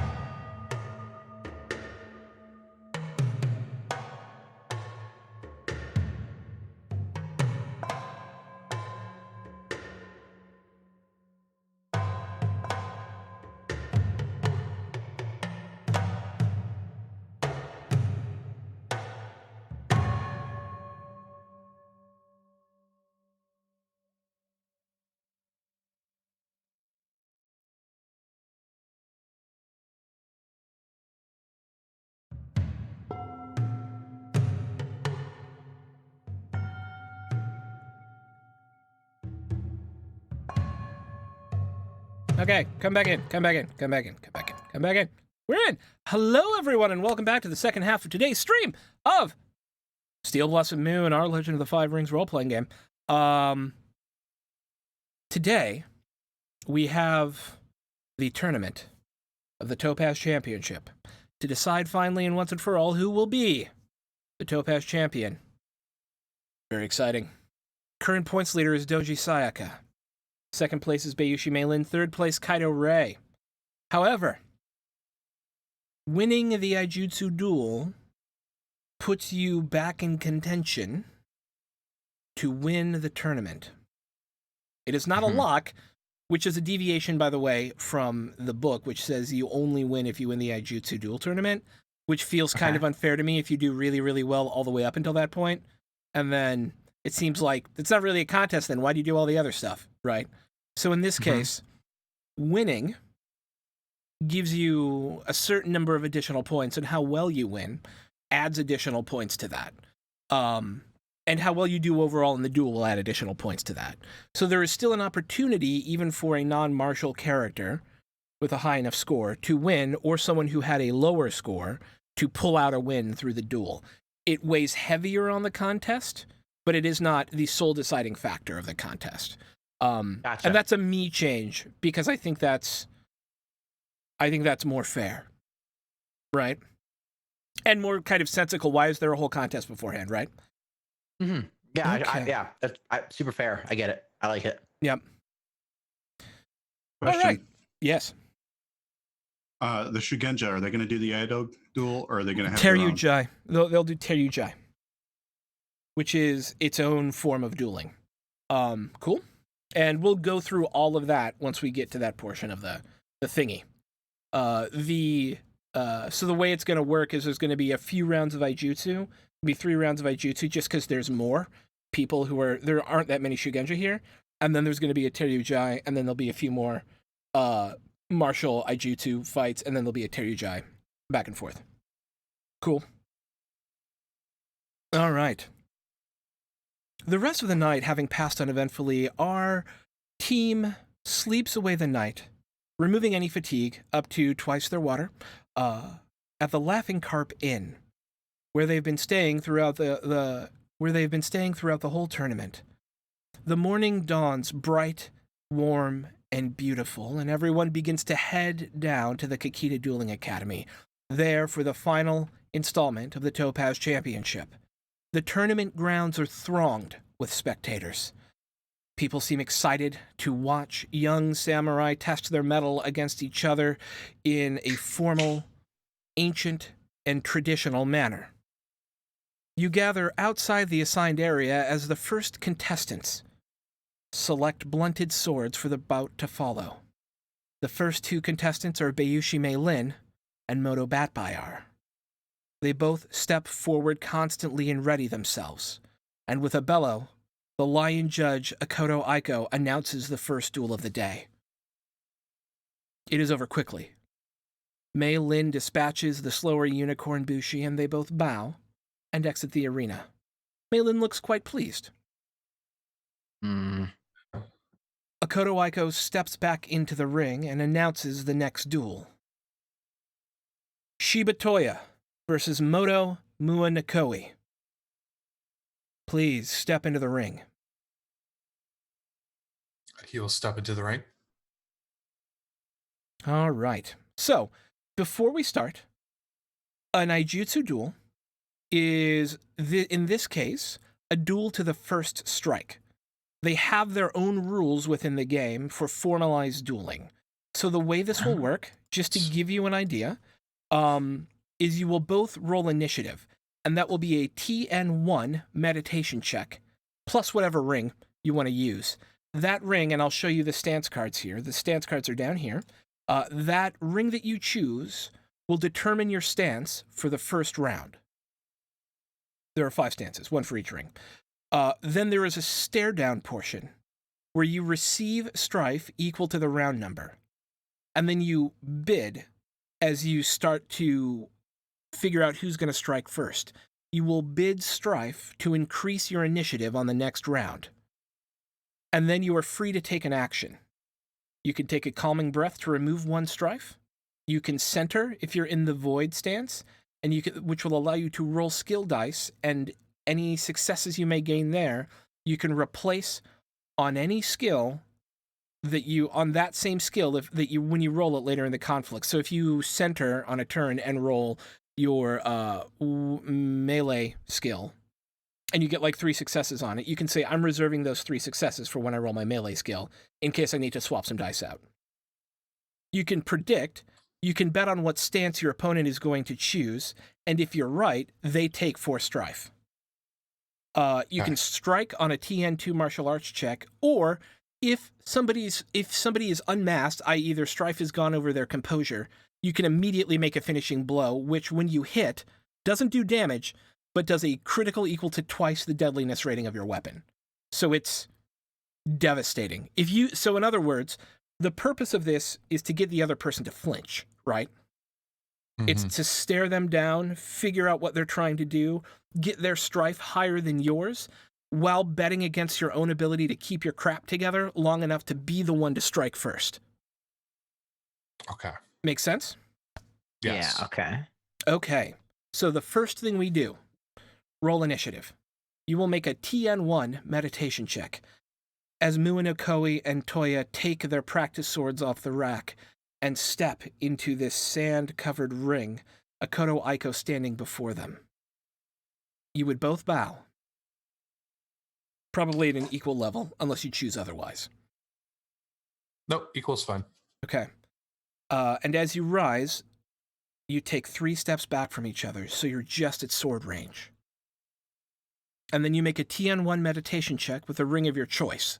That ring determining your stance in the first round of this duel. I will be adaptable, so I will choose water. Okay. So you will do a meditation water roll. 3 successes, and an exploding success. That's great. Okay. So you should reroll the exploding success. Mm-hmm. All right, so you've got a total of 4 successes, 2 strife, and an opportunity. Yep. So what you can do is with that opportunity, because you're in water, right? Mm-hmm. You can eliminate both of those strife if you want. Yeah, I will eliminate the strife. Okay, so you take no strife and have 4 successes. That's amazing. That puts you 3 bonus successes. Keep that in mind as we move forward. Now, the second step is, because it's round 1, you each immediately take 1 strife as you're starting to stare each other down. Now, you're each going to bid a number of strife to increase your initiative next turn by that number. Okay. So you can tell me what that is, or you can type it in chat. I know what his is. I've got it written down. I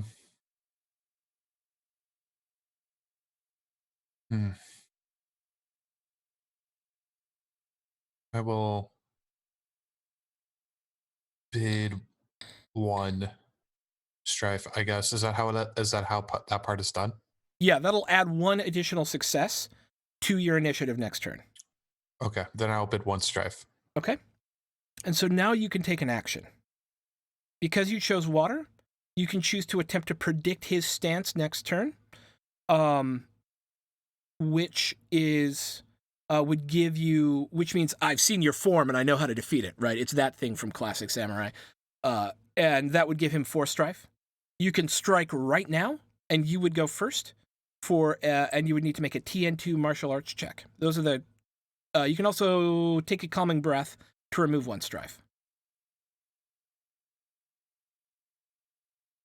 Fuck it, I'll attack now. That is the most unicorn thing ever. I love it. All right, so you're going to make a TN2 martial arts water check. Okay, so am I going to use one of my weapons if that's going to be the case, or do I just make a martial arts melee check? Oh, for now you're using a practice blade, so you will not be using your normal weapon. You actually haven't been gifted your katana yet. Because you're not until after the final of the ceremony are you able to do so. So you're going to make a martial arts melee water check. Skill 0, rank 0. Skill should be... Your martial arts skill is 0, is it? No, it's not. That's a +2.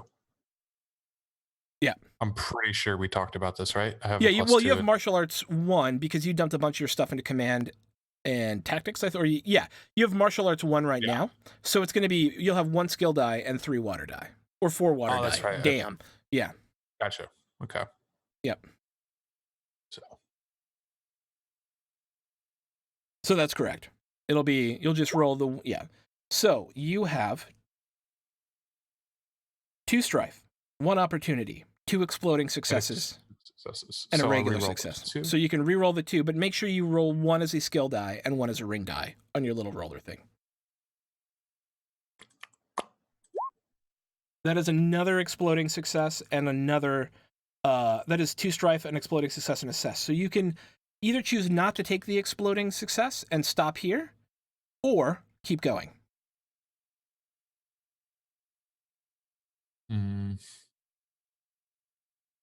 You're currently sitting on 1, 2, 3, 4 successes. Then I'm going to keep my successes, even though I'm really tempted to reroll. I'm just going to keep them. Yeah. Okay. So that'll be, not gonna. in the end, that will be 4 successes and 1 total strife. Okay. As in a single flash, the blade comes out. You strike Shibatoya across the chest before he's even able to get his blade out because you doubled the target number. And the duel is complete. Shibatoya bows lower than... Okay. Go ahead. I was going to say he will bow lower than you unless you choose to try and bow lower than him, and you guys will figure it out. How well did he do? He didn't even get his sword out by the time you struck him. You had a higher initiative than him, and you rolled 4 successes. Okay. No, he'll let him bow lower. Okay. And then we'll back away, looking a little upset at himself. Sweet. Not my problem, bro. Right?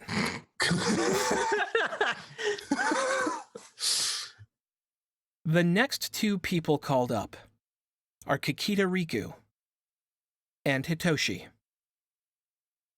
Fuck. Kikita Riku, as you know, is probably the best duelist here, having studied in the Kikita school. And she's first to the rack, and she picks up what you presume is her favorite weapon. It's a distinctive white and blue wrapping on the hilt that's incredibly noticeable, and she picks it up and she seems to know the blade very, very well. This must be her personal practice blade. Hitoshi goes and takes another blunted katana, places it on his obi, and Akotowaiko roars for them to begin. The 2 contestants proceed to the center of the ring and bow stiffly, assuming their stances. You think for a moment you see Doji Satsume's sad face amidst the observers. And then in a flash, the 2 strike each other. Riku's sword is a real blade, honed to razor sharpness. It cuts through the unprotected flesh of Hitoshi exactly as if Riku's goal was murder. Blood sprays on Riku's face and across the sand of the dueling ring, leaving the crane stunned and Hitoshi badly injured. Healers begin to rush to the fallen youth, and chaos breaks out across the dueling grounds. As you step back, you notice a slender figure passing through the gate of the school with a sword slung over their back. A sword with blue and white wrapping on its hilt, an exact double of Riku's blade. It seems that Kitsuki Yukimi has noticed something odd about the figure as well. What do you do? I'm going to follow him. I'm going to follow the figure that's leading. Yeah. Yeah. I'm not a runny person, but I'll help. Chasing this. I just realized that I'm like the little scorpion that can sneak, and I have a bunch of people following me now.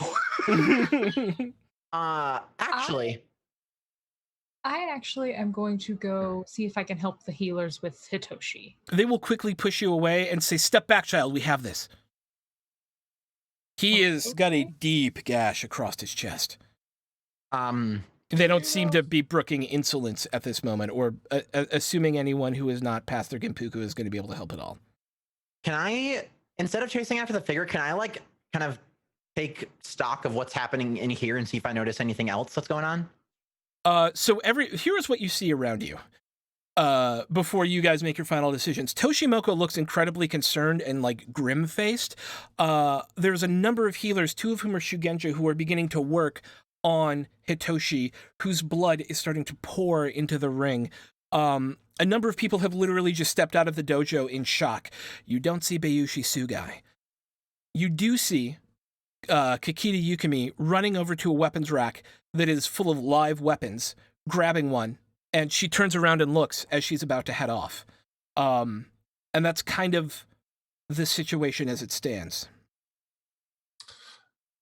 So Monokoi is not going to follow the figure, but instead he is going to stay a little bit further behind Kuroyuki, and he is going to track her. Okay. If that makes sense. It does. Okay. So Sayaka and Ray, what are you doing? I'm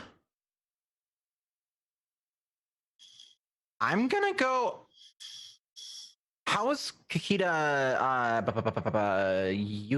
Suki? Riku? She looks terrified. She's collapsed on the sand crying. I'm gonna go over to her and try to like, hey, it's okay. You had no like give her a pep talk, I guess. Cause like, yeah, she's probably freaking out. I'm also definitely not trying to see if she knew and this is all an act. I am. Make a sincerity something check. Little, it's a little column A, little column B. Yeah. Make a sincerity, whatever you think is best check. Sincerity. Where are you at? Sentiment? Yeah, well, you need a ring with it. Oh, yeah, sentiment. I'm sorry, sentiment. Again, I'm back on 4th ed. Yeah, sentiment. Gotcha. Yeah. I just wanted to make sure. Like, yeah. Love how sincerity must check. I'm gonna go with air since air is analyzed, and I'm definitely like, my first thing is like, okay, did you mean to do this? Yeah. No. Okay, here, bring it in. Bring it in. Yep. Yep. Okay. Yeah. So air. Okay. So that is 1 success. It's 2 exploding success. Oh, I'm sorry. Now we got it. That is 3 successes and 3 strife. What was the TN? It was 3. Not lying. Okay. Yeah. I'll totally keep them freaked all, out. Okay. Yeah. Yeah. Totally freaked out right now. This is not a lie. Okay. Got it. Yeah. So then I'm gonna try to comfort her and like, hey, you had no idea. You like, there's no way you could have known that someone would have done this. It's not your fault. You didn't murder him. Like, yeah, just trying to keep her in the moment and okay, not like having a panic attack or something. So you would also know that this is such a grave breach of etiquette that she will probably have to commit ritual suicide. What? Yeah. Yeah, that's how big of a deal this is. FYI. No, why? But it wasn't her fault. What? Yeah, that is how big of a deal this is. So as all of this is happening, Kitsuki Yukimi looks back in the room for a second and points at Motomu Anakoi and goes, You were just good with a blade. Grab some friends, grab some live weapons, and come with me. I was already following. Yeah, this all happens simultaneously. So as Kuroyuki's leaving, you're following her. Kitsuki Yukimi is coming out at the same time as Doshi Sayaka runs over to the thing. Like, all of this is at one moment, right? So you all are kind of declaring simultaneous action. Is his fellow Moto family member going with him? Yeah, but only if you call him out. Then he will ask for a spare scimitar, if he has one. Not a katana. There you see a couple on the rack. There's 2 of them on the rack. Then I'll take one of them. Okay. He's better with a scimitar than he is a katana. Right. Do you want to go with them to chase down the bad guy? Or do you want to stay here?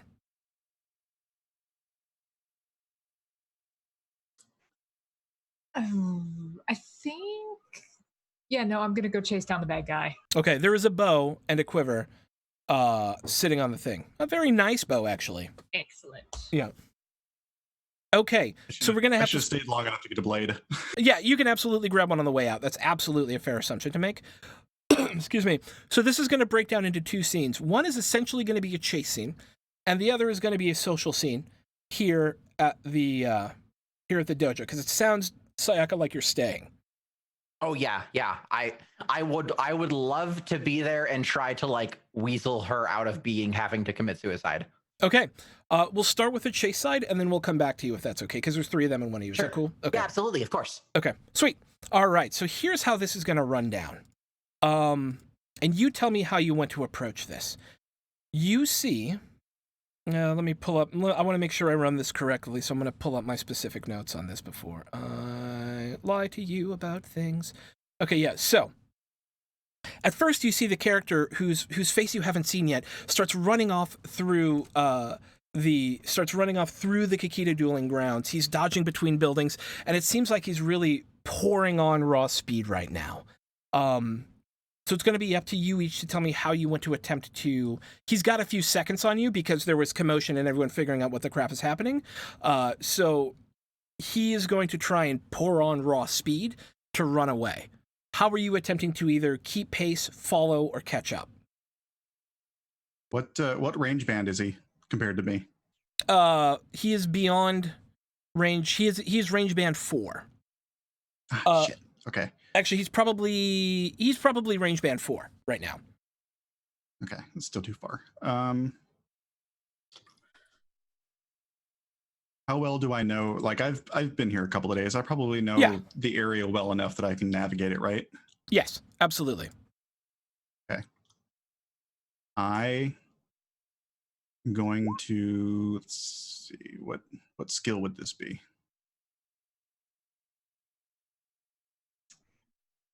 Would it be tactics? I'm basically trying to ascertain. I'm using reason to trying to predict his movements through the dueling ground so I can get ahead of him. I would do a tactics air Survival. Or I think a survival earth would be good as well. Oh, that's so much better.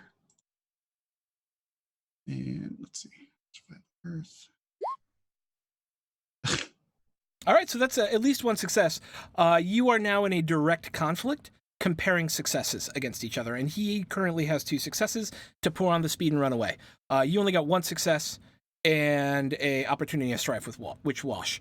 Ray, and so you start to dodge through buildings trying to figure out the best way to do it, but you lose a step on him, realizing that maybe he knows this place better, having been here longer, or you take a wrong turn in Schenectady or something, and you come around a corner and you see him a bit further off, just about to reach the gate.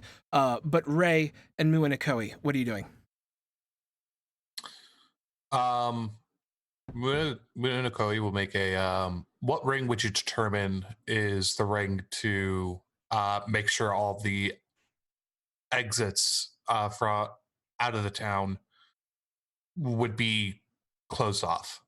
So sadly, if he makes it past the gate of the Kakita Dueling Academy, he'll be off into the town itself. Well, he'll have to cross a bridge over the river there. But as he does so, there's no walls on the town itself. Okay. Only the academy has walls. Okay, never mind then. Okay. So we're already out of the academy then. You're currently running out of the. Oh, did I accidentally minimize something? Did we lose screen there for a second? I'm sorry. 1 second. Is the stream still functioning normally for everyone? Or is it just me who it's weird for? Okay, cool. No. Just making sure. I had it up and... Okay, sweet. All right. So, yes. Bayushi Sugai looks to be running like he's running out of the gate trying to make it to town. He's pretty close to the gate right now. What do you do? I will shout at the guards to close the gate.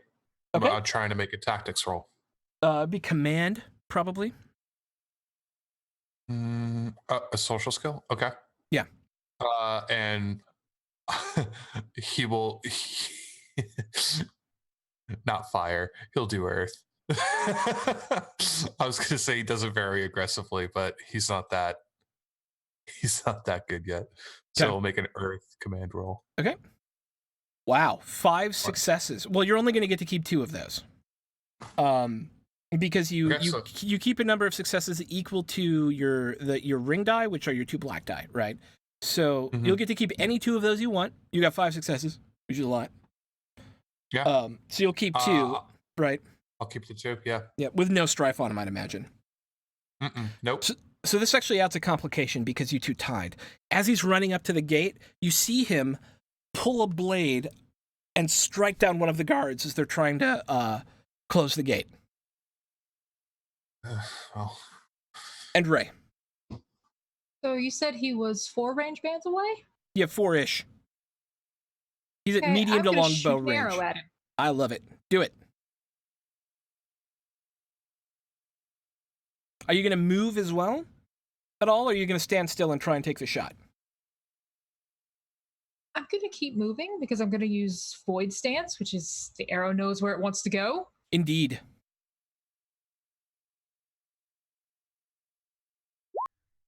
Oh, I had something for that actually. Wow. Okay, so that's going to be what do we see? I see 1, 2, 3 successes, an exploding success, 4 strife, and 2 opportunity. Wow. Hey, someone's really good at bows. Okay, so you can keep any 3 of those that you like. I'm going to keep the success and opportunity. Yes. The exploding success. Yes. And one of the success with strife, and use the opportunity to cancel one of the strife. Done. So you've got 1 strife, 3 successes, 1 of which is an exploding success.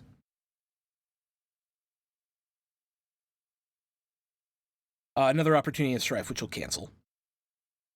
All right, so 3 successes. What is the damage on your bow?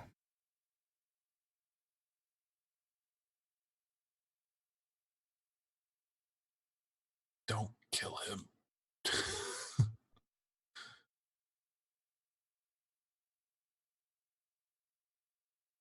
Damage is 5 and deadliness is 3. Okay, so he takes, it's a TN2 test, right? Mm-hmm. So that means your first 2 only count to hit and don't add to damage. That extra success adds to damage, so it becomes 6 damage, reduced by his physical resistance of 2 to 4 damage.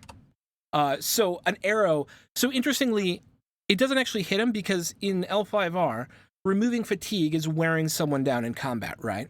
It's not actually hitting them because the assumption is when you hit someone, it does significant damage. So you have to get past their fatigue threshold before you've worn them down enough to where their defense is weak enough that you can harm them, right? But an arrow slings past his ear and you see him have to like duck and it slows him down for a second. And while he's gained a little on you because you can only move 1 range band in that time, it does give Kuroyuki and Muinakoi and Kitsuki, the current Topaz champion, time to get even a little closer. But seeing that you guys are coming on, we're into essentially the second round of the chase. And what that means is that knowing that he's actively being pursued now, he goes to do a thing. There we go. He's running down towards the bridge, and there's a number of buildings down there once you get down into the area of the bridge where the town is starting to flow over to the other side where the academy is, and he starts dodging through buildings down there in an attempt to hide from you all. So that is a something. There we go, yep. Boink. Which he does not do well. So how are you all attempting to catch up to him or interact with this guy running away from you? First of all, when he struck the guard, was there anything familiar to me about the way he struck him? In terms of school? In terms of body movement. Because I've seen the way Suge moves. Yes. It's probably Bayushi Suge, yeah. Okay. Yeah, it's a fair assumption. Okay. Then what I'm going to do, I'm gonna do the same thing. I'm gonna try and predict his movements, but I'm going to do it with the idea in mind that this is a scorpion I'm chasing. Okay. And my goal is to get within 2 range bands of him. Okay. So you can either do a fitness test or a skullduggery test, or I think those are probably the two most likely. I will do skullduggery. Okay. And then what ring? Well, let me take a quick look at this. Let's do con, so air. Okay. Skullduggery air, 2 successes, which is better than he did.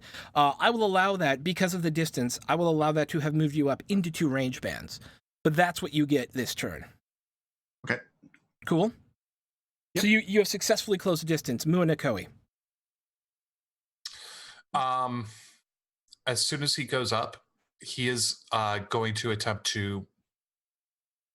He's going to do a martial arts unarmed attack, and essentially what he wants to do is wrap him up, grapple him, and kind of like suplex him.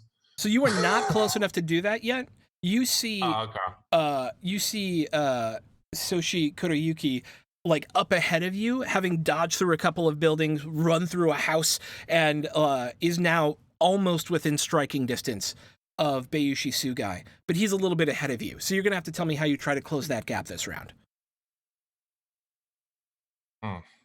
Good one. So it can just be I run really fast is always okay. So like a fitness something test.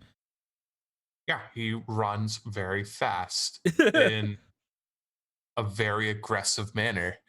So fitness fire. How do you run in an aggressive manner? Fitness fire. Yeah, fitness fire. Yep. Okay. So fitness. That's defense though. Doesn't matter, I guess. Fire. So you'll get to keep 2 of those, and an exploding success and a success is pretty good. You want to roll the exploding success? I will. Why Okay. not? It's another Another exploding exploding. So you're at 2 successes and 2 strife. So you're at 3 successes, 1, 2, 3, 4 successes, and 3 strife. I'm going to imagine the strife in this case is just the stress of everything that's happening right now, unless you have a specific character note you want to inject into that. I think I have something where I can actually remove that. So I'm going to look that up real quick. Okay. But what this will allow you to do is get up to what is essentially sword range with him. You're not quite to melee yet, but you're definitely within sword range at range band 2. Isn't it range band 2? Hang on. Oh no, that's spear range. So you're 1 step away from being able to actually hit him now. Because he had a lead on you, and you have significantly closed the gap over the first 2 rounds. And then last but not least, Ray, as you're looking to how to mitigate your strife. You see them run down the hill, down this path, and it's kind of grassy at first, and then leads to a few buildings up along the riverside there, where the bridge, where it looked like Bayushi Sugai was heading. And then he darts off around a corner, and you see Soshi Kuroyuki and Moto Mu and Akoi turn around the corner with him. Yeah, I'm going to run really quickly after them. Okay. Okay. So fitness is a good one for this, or survival. I would give you either one, or skullduggery if you want to try and find a shortcut. I'm probably gonna go with fitness. Okay. So fitness and the ring that you think is most appropriate for your approach. Kind of just acting on instincts at this point. So voidy. Avoid, yeah. Yep. What did we get? We got an exploding success. You can keep up to 3 of these. Exploding success, 2 opportunity, 3 strife. Oh god. I'm going to keep the opportunity and the 2 successes. Okay. Cancel one of the strife with the opportunity. Yeah. Would you like to re-roll your exploding die? Yeah. And it's blank. All right. But 2 successes gets you to where you haven't turned the corner yet, but you're at the intersection, and you see them running down the street between these like clapboard wooden houses on the probably fishermen's houses or something like that. And you see them kind of running down past a couple of houses. It looks like Sugai's about to turn the corner as we get back up to essentially the top of the chase. As he turns the corner, you see him running onto this fishing dock where 5 other guys are waiting. And you recognize them. These are the Ronin who weren't arrested or beat to hell after last night's bar fight. The 6 of them turn around, draw their weapons, and face you. I would like you to roll initiative. And the way you roll initiative, as this is our first full, real, people could possibly die combat, you make, in this skirmish, a TN1 tactics check with the ring of your choice. That ring will determine your stance in the first round of combat.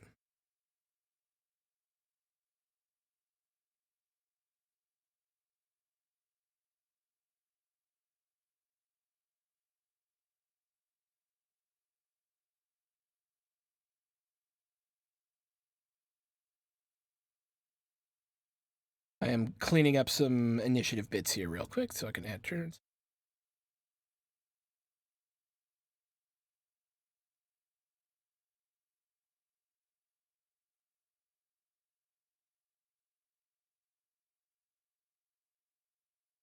Okay, so what do we have? We have Ray with 2 exploding successes, which you should feel free to reroll, and 3 total successes so far.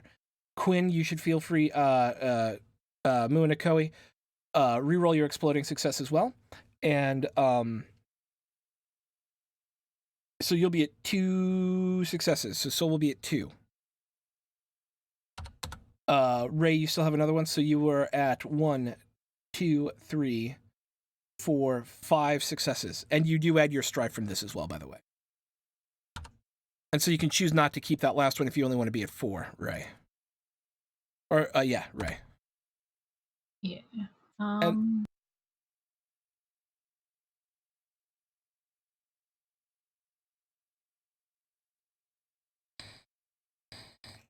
I'm not going to keep the last one, yeah. Okay, so you will be at 4 for less strife.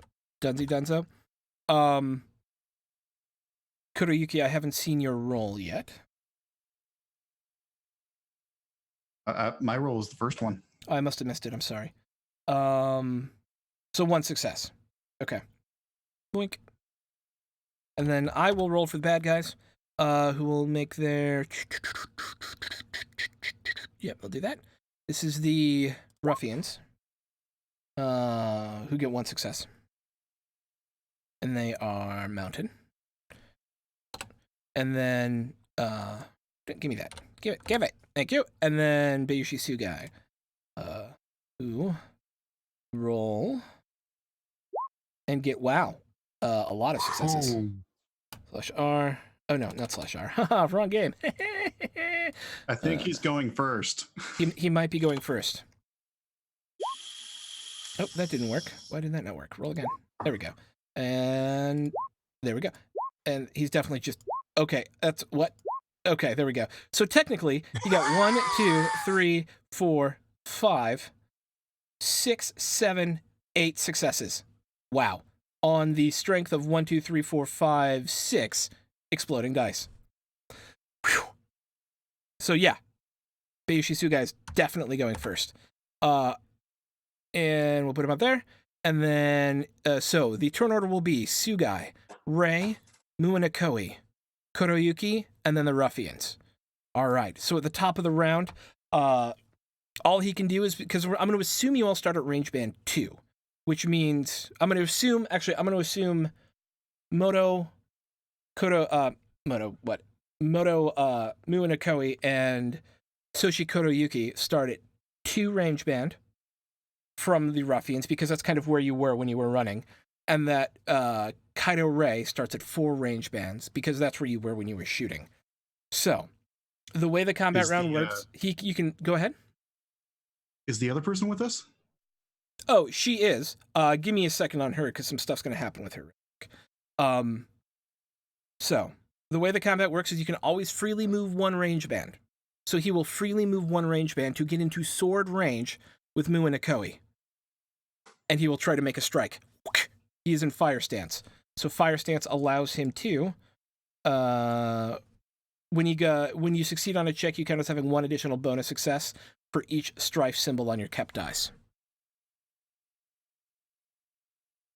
And where is your weapon? Weapony, weapony, weapon. Where is your weapon? Mr. Bayushi Sugai? Weaponies? Ah, here we go. Yep. Boink!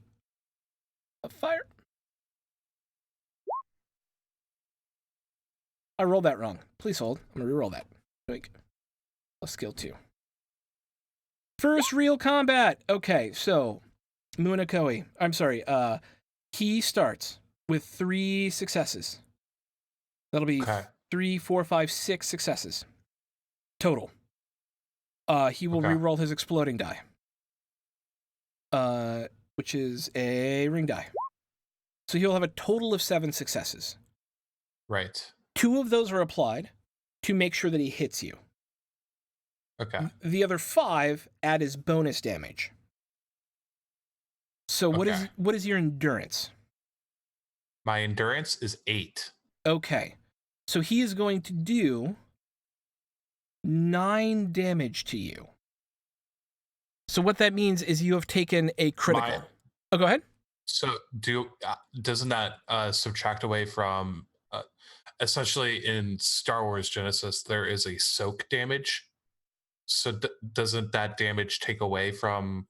Is there an L5R equivalent to soak damage? If you were wearing armor, which I as have concealed armor. do you? Yes. Okay, so that's gonna turn it down to 7. So you have taken 7 fatigue. He doesn't strike at you, but the blade crosses against your face, and it's a live blade, and you see the reflection of your own eyes as that katana swipes right in front of you, nearly striking at you. Because you are 1 away from taking a wound. But that's his go. So it's Michi's go. So Ray is very angry. Ray's. Sorry, it's Ray's go. I'm also now at 8 strife. Yeah. So I am going to unmask and just be really mad while I'm firing arrows at this group. I love it. You're just gonna be like screaming, firing arrows. Who is your target? There is a group of, we're gonna actually say how many of you there? 3? I wanna make it fair. So there's 3 plus the NPC, so there's 4 of you. We're gonna say there are 5 ruffians and Bayushi Sugai. So there are a total of 6 of them. You can either target a ruffian, or you can target Sugai. I think I'm going to target Sugai. Okay. Just because he's the one responsible for all this. Respect. It is a TN2 martial arts range check. And what is your stance? Void. Void. All right. So you do not suffer strife from strife on kept dice. All right. So we're starting with 3 successes and, of course, no strife. One of those successes is an exploding success. And that's another success. 4 successes. What is the deadliness of your weapon? The deadliness is 3. All right. So that's going to do a total of 5 fatigue, because 2 to hit, right? And then deadliness of 3, plus 2 additional successes, 5. 5 successes. I am being very detailed about this right now because it's the first time we've done one of these, and I just want to kind of ingrain the concepts. So if it feels like grinding things down a little bit, I apologize, but I want to make sure I know it really well, and I also want to make sure you all know it really well, too. That is fine. Okay, cool. So that's 5 more, which is actually more than you did last time. And while you don't actually strike home, the arrow lands right by his foot, and he has to like step out of the way, and he loses position a little bit on Mu and Nikoi as he does so. Kuroyuki, it's your go. The 5 bushi are starting to come in on you all. I'm going to. So I basically had everything on me that I was going to use for my duel. So I'm going to reach into my kimono and pull out a handful of rice. Yep. And throw them at Suge. Okay. And say, Earth spirits, I implore you to impede his progress. And I'm going to cast an invocation. Okay. What's the invocation? I wanted to get in. Grasp of Earth. Oh, yeah. Love it. And that is a TN. What's the TN? That is a TN3 Earth, right? Well, it's Theology? TN2 Earth check to do it. And if it succeeds, wow, really? So it's a TN3 Earth Theology check, and if it succeeds, Yeah. what's the roll he needs to make? He needs to make a TN4 fitness or air 2 water 5 or suffer the prone condition. Okay. And Go ahead and he also takes damage. Love it. Supernatural damage equal to your earth ring, Okay. regardless of if he passes the check. okay. So I'll do that. Roll for me. So at the moment, you've only got one success. However, two things could happen here. Technically, sadly, you cannot get 3 opportunity because you can only keep 2 of those dice. So, but what you can do is spend a void point to roll an additional ring die. I only have the one void point, but I really want this to work. So yeah, I'll do that. Okay. As soon as I get back to that. There we go. There's the 4. Yes. 2 successes. Don't you need 3? No, it's Oh, no, you only TN2 need 2. theology. You're right, yeah. And then what's the check for him? It's a something water, is that right? If he chooses water, it's TN5. Okay, and if you choose... Well, it's let me read it to you. It's Okay. He automatically takes damage equal to my earth ring. Okay. Which is 2. Right. And then he must resist a TN4 fitness air 2 water 5. Or what happens? Or he suffers the prone condition. Yeah, or he's prone. Okay. Plus, so I kept a success with an opportunity on it, right? Yes. And I'm going to use one of those opportunities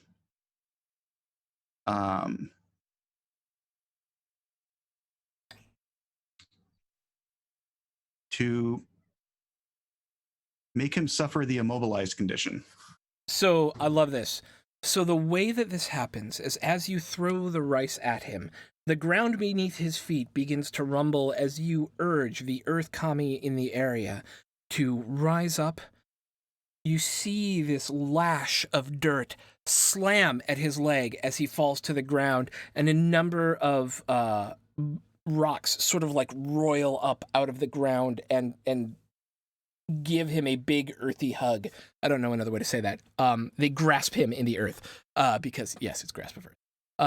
And he is immobilized prone on the ground, being held by your spell. As this happens, Kitsuki Yukimi comes and tackles one of the she comes and tackles one of the ruffians, and has joined the fray from another roadside that came into this. She had apparently split off from you at one point, and she's here now and has knocked one of them down, and is like right on him with a tanto, which is a short-bladed dagger, essentially, and about to like slash his throat. But with that, does he have a way to break out of the immobilized? Yeah, suspend movement. Okay. Let me... what is it? There we go.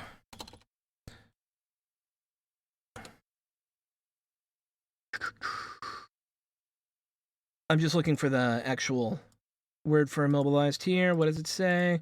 Because it's good to specifically know the first time we play these things. Okay. An immobilized character cannot perform movement actions or otherwise reposition themselves during their turn, and they cannot select a different stance. At the end of their turn, if the character did not perform a movement action, they remove the mobilized condition. So what's going to happen is he's on the ground, but Mua Nikoi, he looks enraged now, and he's going to strike at you from the ground with his katana. It raises his TN to try and hit you to 4, because he's immobilized and restrained and all that stuff. So it doubles the difficulty for him. Hopefully he does not roll as well as he did last time. He does not, and he completely whiffs on you. And he's just like screaming at you now, completely unmasked and upset. And yeah. Can I give him a parting word? What's that? I just want to look at him and go, Suge, your mask is slipping. Nice. You see him look at you with this fury in his eyes as he's now like screaming death at you. But then it's Michi's go.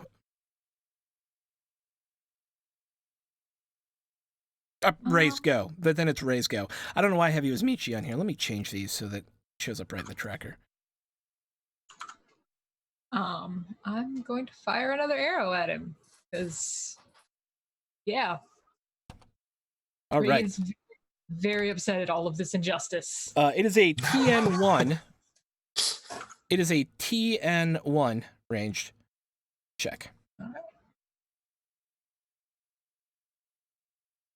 So that is 3 successes. Nice. That is 3 successes. So I'm going to allow you to choose. Are you attempting to hit somewhere vital and possibly kill him? Are you attempting to incapacitate him in order to maybe bring him back or something? Incapacitate. Okay. So what we'll say then... Oh, go ahead. Because, like, even though she's very mad and unmasked herself at this moment, she also knows that death would be a mercy at this point for him.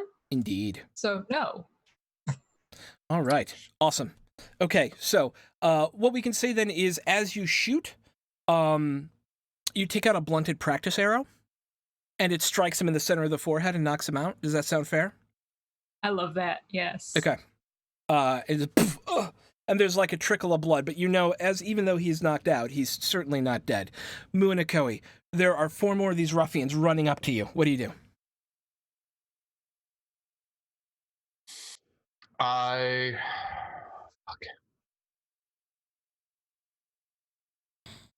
I'm going to attack one of the ruffians. All right. So that'll be a TN2 melee check. And you can choose a new stance at the beginning of your turn every round. So if you want to swap stances, you can. Okay.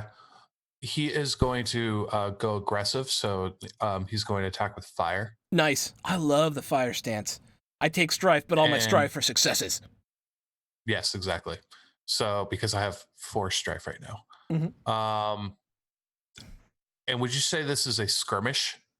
This is absolutely a skirmish, indeed. Okay.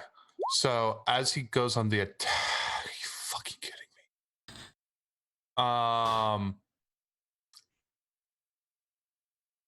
That is no successes so far. Yeah, but as I go on the attack, actually, it's 1 success. Yeah, 1 success. Mm-hmm. See your success. And all my strifes are successes too, aren't they? Yeah, that's what I'm saying. That's why it's 1 success. Yeah, well, I have 4 strife. Oh, no. Not all the strife that you currently have. The strife that you roll becomes successes. Gotcha. Okay, yes. Cool. Yeah. So should I have rolled my strife? Should I have added more rings to that? Nope. No? So it's purely what shows on the die facing when you roll, right? Okay. So okay. yeah. Just curious. Yep. But that also, because of that, activates my swirling desert wind ability. Nice. What does that do? So it increases the TN of an enemy's attack check by my school rank. So it's going to increase the TN by 2. Your school rank should be 1. 1, sorry. Yeah, that's okay. Yeah. That means it's going to be harder for them to hit you. That's a good thing. No, I confused because I was going to go water and then I was going to go air, but then I wasn't going to go air. But yeah, it's 2. You're right. Okay. So you have one other opportunity that you can take here. This is the first time you've had it. You technically have 1 success right now. You can spend a void point. To roll an additional ring die. I'm going to roll an additional ring die. Okay, because if you get 2 successes, you'll hit and do some damage. Mm-hmm. That's another success. No, you got the strife. Oh, yeah. Strife. God. You got that strife, yo. All right, so that's 2 successes. You step up to one of these guys. You cut him across the gut, and he goes down. There are 3 ruffians left. Karaoke.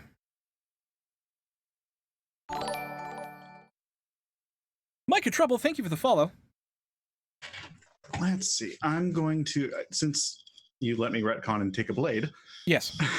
I'm going to draw my wakizashi and kind of have my other hand on my fan who I'm guessing the ruffian. There's a ruffian that's like closer to me than There, others. you would can be. make a range 1 move to get into contact with one of these ruffians. They're charging Okay, I up to will do you that. as you're charging at them, and there's like that dock behind you in the river, a road right here that you're kind of all fighting in the middle of. Okay, I will do that then. And I'll attack with my wakizashi. Okay. Which I know you just said this, but my ADHD took over. Please tell me again. How to? Oh, so you are going to choose your stance for the round, Right. and then you will roll a martial arts melee plus the ring connected to your stance. Okay. Thank you. Mm-hmm. Your Let's- TN is 2. Okay. Let's do air. I'll basically take my fan and throw it open so that it distracts him, and I basically pull a feint with it and then stab with my wakizashi. I love it. Ooh, what?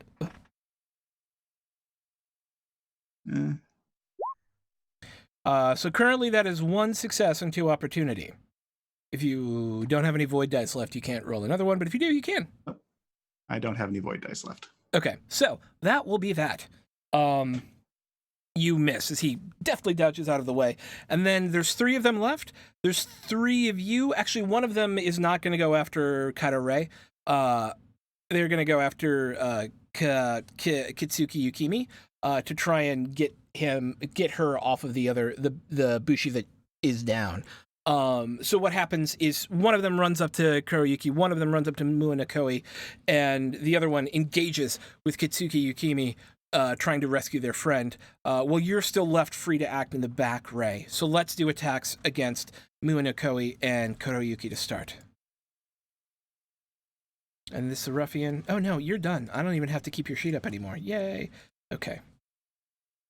So it's going to be, I'm going to call them martial fires. So that's going to be 2 exploding successes. This will be on this will be on Kuroyuki to start. So we will roll 2 more ring die. All right. So that's going to be a total of 5, 6, 7 fatigue, minus whatever armor you're wearing, which is the hidden armor, right? Well, I have concealed armor and sanctified robes. So the concealed armor does 2, the sanctified robes do 1 physical. I'm not sure if those stack, but for now we'll say they stack, and you take 4 instead of 7. Okay. Yeah, I'll have to look at the armor rules to see if there are armor stacking rules. In the end, I think it makes sense to have the thick thing and the tough thing both stack on top of each other, but I just don't know what the ruling is, so I will check at some point on that. If I read it correctly, the only things that don't stack are the traits that are attached to them. Okay, that's good to know. All right, so 1 then moves up to strike at Muanakoi. As the first one hits you, or it doesn't hit you, but forces you to jump back and gain some fatigue. I have to get used to the not actually hitting you with the successes until it gets past your fatigue thing, which is fun to narrate because it makes the battle much more of a swirling, and then when the strike happens, a much more, yeah. All right, so it's going to be 2 successes against you, which is enough to hit, and do 4. No, my TN 3. increased by That's right. yeah, 1. You are a Miss. whirling dervish of Yeah. With scimitar is what you carry, right? Mm-hmm. Scimitar and movement, and he just can't seem to penetrate your defenses as he's coming up to you like, what the even is that? I just want to stab you with a pointy end. Oh my okay. god. I just realized I made Dritsto Erden as a character. A little bit, and I'm totally cool with that. A little bit. You hear this sickening as Kitsuki Yukimi cuts the throat of the bandit that she was on top of, stands up whirling and slashes up at the other ruffian. He dodges out of the way, but they're still locked in combat. So we go back to the top of the round with Rei. What you see in front of you is 1 person engaged with each Kitsuki Yukimi, Moto Muanakoi, and Soshi Kuroyuki. All right. How far away are they from me at the moment? 4 range bands, so 30 yards. You're kind of back up the road a little bit. Okay. You can So choose I'm to start going moving in on that if you want, but it's up to you. I'm going to move forward 1 range band Okay. and use Tempest of Air. Which Okay. as an attack action, you may make a TN3 Theology Air check targeting each character at range 2 to 3. Do it up. If you, Oh, then if you succeed, what? if you succeed, blasts of wind smite each target. Each target suffers supernatural damage equal to your air ring and must resist with a TN4 fitness check, Earth 5, Fire 2, or suffer the disoriented condition. Okay. Sweet. So you're currently at 2 successes, and you've got an exploding die. You'll need one more. And there it is, 3 successes. So what is your Earth ring? 3? My air ring is 3, sorry. yeah. So your air ring is 3. As you call to the spirits of air, you feel gusts of wind that were riding along the river beside you start to move towards you, and you feel their friendship towards you as you bid them to start smiting down your enemies. And wind starts swirling around the 3 of them, picking up dirt, and you can all see it, and it's starting to get in their eyes, and doing some no little bit of amount of damage to them as well, as rocks and pebbles and dirt start to pelt at them as well. None of them are going to be down yet from 3 damage, but what was the check they have to make? 1 second. TN4 fitness check. Okay. Earth is a TN5, fire is a TN2. Okay, they're going to do it with fire. That's their best ring and what they default to. But they do not. So what happens then? They're not prone? They are disoriented. They're disoriented. Okay. And disoriented is... Disoriented character increases the TN of their movement and support action checks by 2. At the end of their turn, if they did not move... if they did not perform a movement or support action, they may remove the disoriented condition. So until the end of their next turns, they're disoriented. Okay, that's awesome. Mu and Akoi. So now that he's a little more in control of the situation, because the one guy who he was going after and hurt him real bad is down, he is going to go to the water stance for his attack. Nice. So he is going to go in for the guy who is in range with him and attack with his scimitars, or scimitar rather. Okay.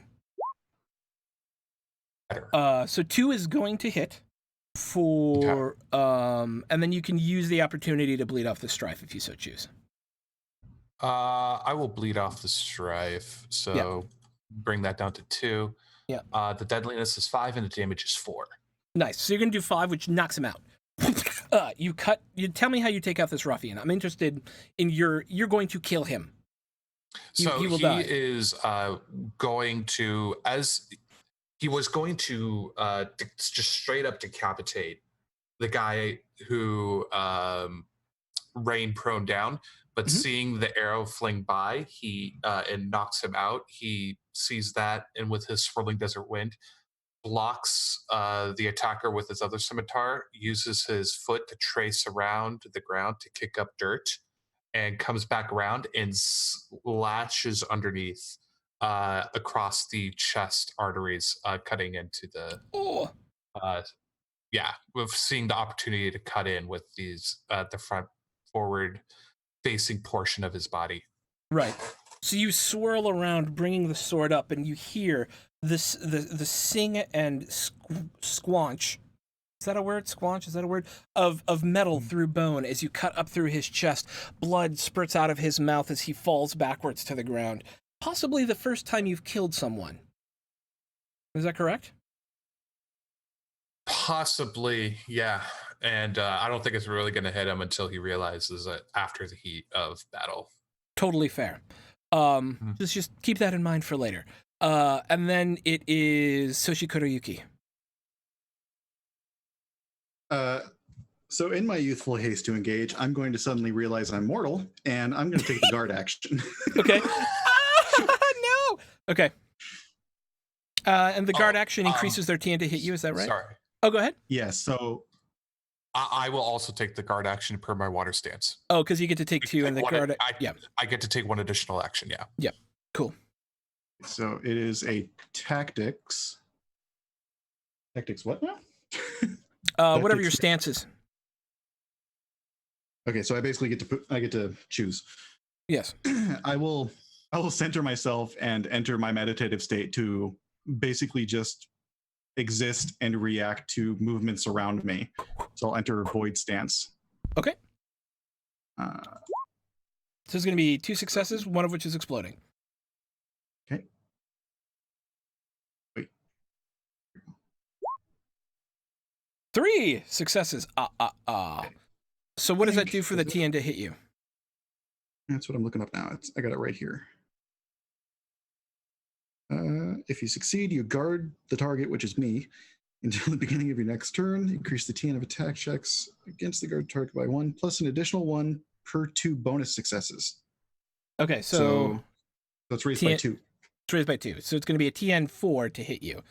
Mhm. All right, which he's going to try and do because you're a weeby little Shugenja and he thinks he can stab you in the stabby bits. But he needs a TN 4 now, which he's got 1 ring success so far, 1 exploding ring success. Probably not going to make it, but we also saw someone roll 8 exploding dice in a row, so we'll see what happens. That's what I'm worried about. Yeah. Well, that's 2. That's 3, but that's all he gets is 3. Okay. So no, you're able to quickly dodge out of the way of his blows as they come at you. Again, you hear this scream from off to the side as Kitsuki Yukimi takes out another one of the ruffians and rushes over to support you to take out the last one. At this point, we're going to move out of combat because we can assume that the 4 of you are easily able to take out the last ruffian. Standing beside you, laying beside you now on the river is an next to the river is an incapacitated Bayushi Sugai, the architect of all the troubles that have happened here at the Topaz Championship, and 5 dead Ronin. What do you do? Is he wearing his scorpion mono? Yeah. I'm going to rip that off. Damn.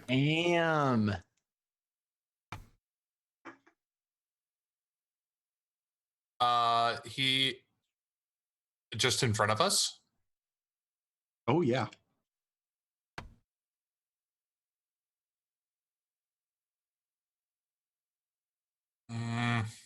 What are you thinking? We should tie him up and take him back. I was interested in what Minakoi was over. thinking. It feels like you have a reaction to this, Minakoi. Yeah, I'm going to say hand that over right now. I'm going to look at him.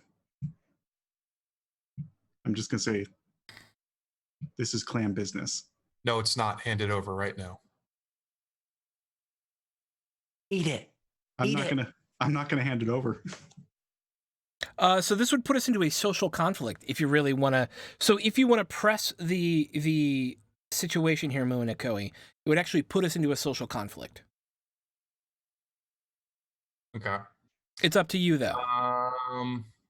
Yeah, he will command. He will use a. Okay. What was his last stance? I think he's still in a feeling of that stance. It was air. So both of you. So this goes a little bit differently. Both of you will tell me what your objective is. Let's start with that. I'm commanding. But what is your objective? By commanding is what you're doing. That's not your objective. Get the scorpion symbol from her. Okay, and then Kuroyuki, what's your objective? My objective is to keep it as a demonstration of disownership. Okay.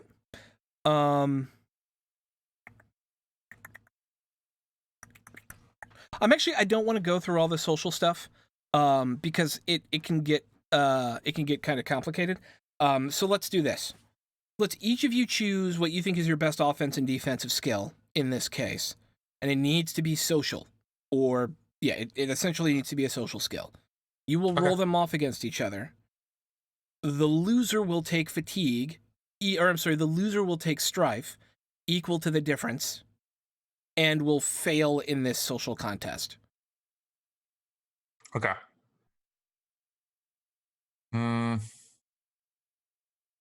Much like real life, I have no social skills. He's going to command. Oh, I should do a quick safety check. This is inter-party conflict. Is everyone okay rolling dice against each other? Mm-hmm. Yeah. Okay. Sweet. Yeah, I initiated it, so. Yeah, I just wanted to make sure. It's better to check because we hadn't ever done it before, really. As long as you all are cool rolling dice against each other, it's very common in L5R. But as long as both Rain and Soul are cool, then we're cool to keep moving forward. Mm-hmm. Okay. Yeah, he'll just look to Soshi and say, "You really don't want to push this," and he will use his Gaijin culture and appearance, which is fire. Yes. And he will command her essentially to hand over the scorpion emblem. So that'll start with 2 successes and a strife for you. And if you want to I keep, have to roll those. I have to roll the successes actually. Oh, do you? After you roll them, yeah. Oh, because it's a disadvantage? No, people of when you make a check to inspire others who do inspire. Yeah, or you're not the inspiring. troops or Yeah. commerce. Yeah. You must choose and re-roll 2 of the dice containing success or explode. Yeah. That is a disadvantage. So, that is not. It okay. is not an appropriate one here because you're not attempting to inspire someone who's not from Gaijin culture to But so you've got 2 successes. Soshi Koriyuki, what are you doing? So I'm going to countermand. I'm going to. I have Blessed Lineage. Okay.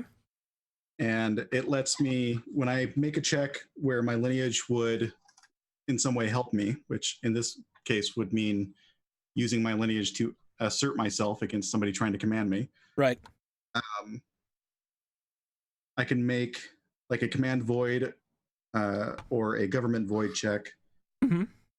And it'll let me re-roll up to 2 dice. Okay. So I will do that. Oh, you're going to win. If that's the case, you're gonna win. Keep in mind, I have no social skills. No. I mean, but I do have exploding dice. You do have three strife, 1 success, and 2 exploding successes. So, damn. Yeah. Why don't you roll those exploding successes and see what happens?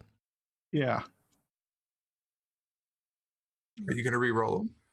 Yep. It is so interestingly, it's not a re-roll. You have to roll them, and then you can choose to or to not keep them. Oh, we fucking tied. No. No, that just mine. It clicked twice. Yeah. Oh. So currently, you are sitting at 5 successes, 5 strife. One of those additional successes is an exploding success.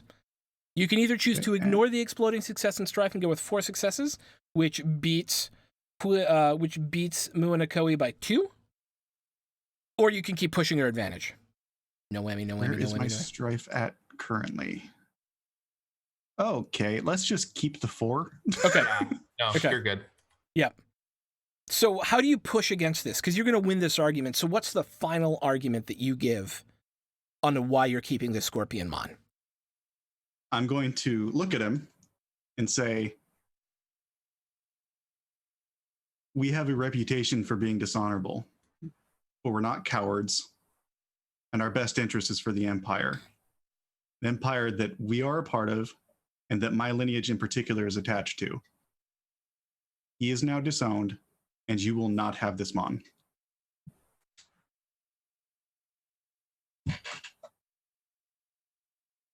I can understand what it's like being the outsider. I guess I'm only trying to do what's best for my clan. So am I. And with that, we'll cut to Doji Sayaka. Chaos reigns in the dueling yard as Kikita Lady Pants. Kikita, what's her nibbles? Hang on, sorry, I lost it. You must have nipple confidence. Yes. As Kikita Riku begins preparations to commit seppuku. No, stop it. Toshimoko looks stern-faced and upset. Strike, right? Yeah. Okay. What do you do? I want to. So my strife has reset since we ended the scene from when I got all that strife, right? Last night? Yeah. Yes. It'd be down to half. Yep. Okay, cool. I just want to make sure because I'm I want to Who's the? Oh, so is it Kikita? Is it Toshimoko? That's like the one that's like, okay, time to do it. Let's do the thing. Or is he the one like proceeding over it? He's proceeding over it. It's her choice. And it is especially, it is, so the interpretation here that would lead her to commit seppuku is this.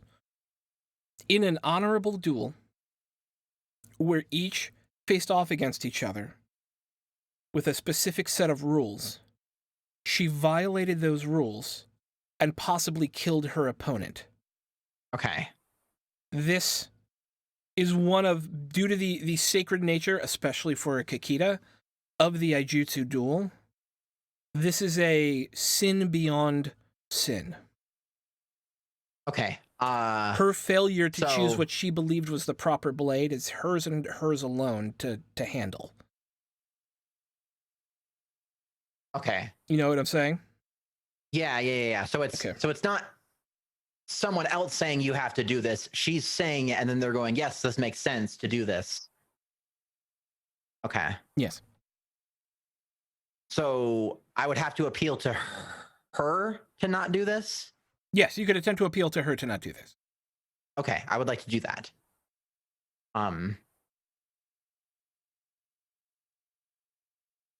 Yeah, so I go over to her as she's I getting ready for it.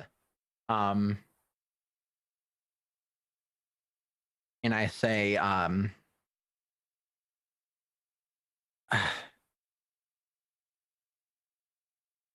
Kakita-san, I know this is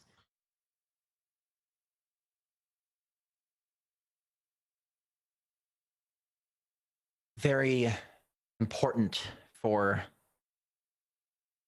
your school and your family and your own honor. I must at least attempt to implore you not to do this. It is not. You are not the one that went against these rules. You assumed rightfully that all of the weapons provided were of the right type. And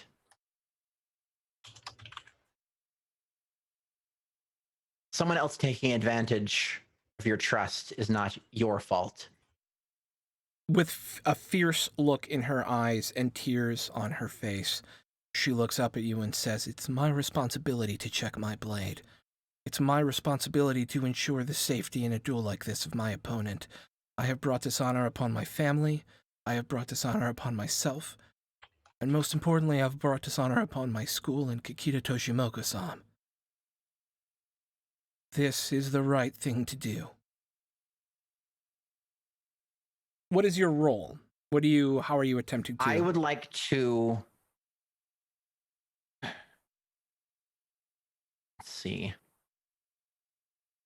I think I'm going to use courtesy just to try and convince her. Otherwise, I'm not trying to command her. I'm trying to like appeal to her. Okay. And I think that like the overall thing I'm going with is,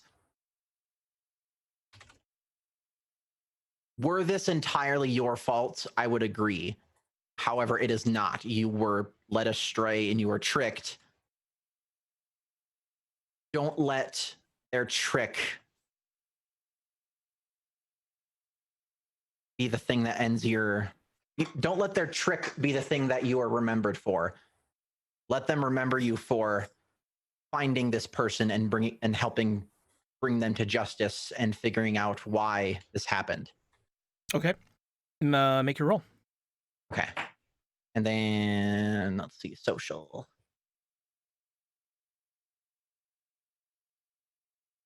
I don't want to, but I'm going to go with Earth just because reason seems like the right the thing I'm doing. I love you for choosing the appropriate yet suboptimal choice. I'm with you. Yeah, because I'm not like charming. I'm not. Yeah, because air and water are my best, but I'm not tricking her and I'm not charming her. I'm trying to be straightforward and yeah. So yeah, Okay. I'm going with Earth. Okay. So you currently have one success. I did not give you the Okay. TN, so you get a free void point back. Okay. You may choose to spend that void point to roll an additional die. Okay. I would like to do that, definitely. Okay. I think I have a thing for convincing people. Once per yeah. So my school ability is that would just give me an opportunity though. That doesn't give me a success.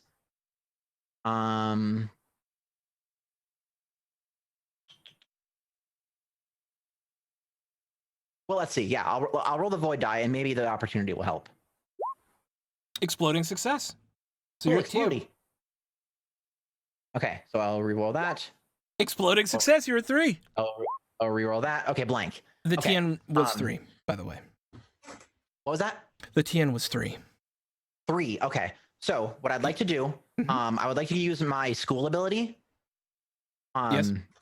Speaking in silence. Once per scene, when making a check to persuade or influence someone, you may add a number of kept ring die to an opportunity set to an opportunity. Basically, I can take that blank die that I rolled and set it to be an opportunity. Oh, nice. Okay. So you've got 3 so successes and an opportunity.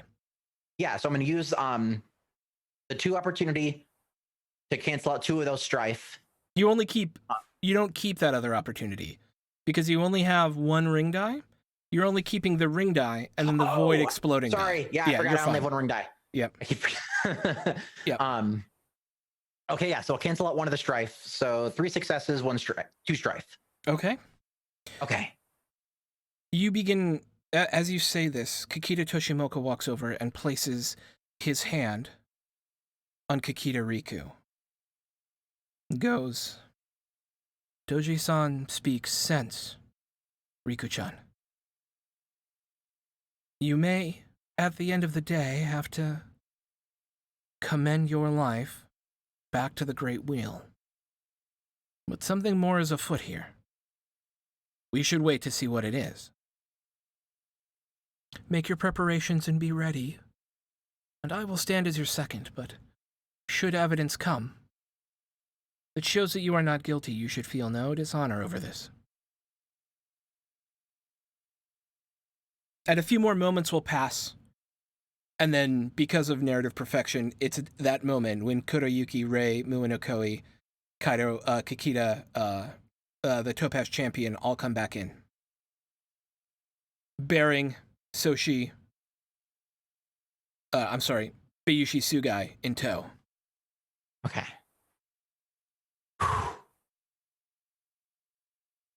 Calm things down. Good. I would like to note that I have actually gone beyond my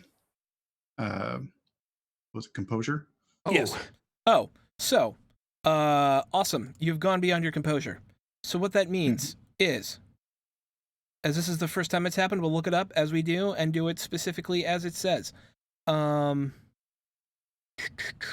If someone can get there before me, tell me. There we go. Compromised. So when you are compromised, your vigilance attribute counts as 1. Additionally, when making a check, a compromised character cannot keep dice containing strife symbols. The character ceases to be compromised when their strife drops back below their composure. A compromised character can always you don't have to unmask. You can stay compromised, ignoring all successes that have a strife marker and having a vigilance of 1, or you can choose to unmask and remove all strife and have a moment. It's up to you. I think that I'll have her unmask, but the way I came up with her unmasking is a little weird. Okay. She'll break off from the party and basically go to a corner because she's a very meek person and she just stood up to a moto. Yep.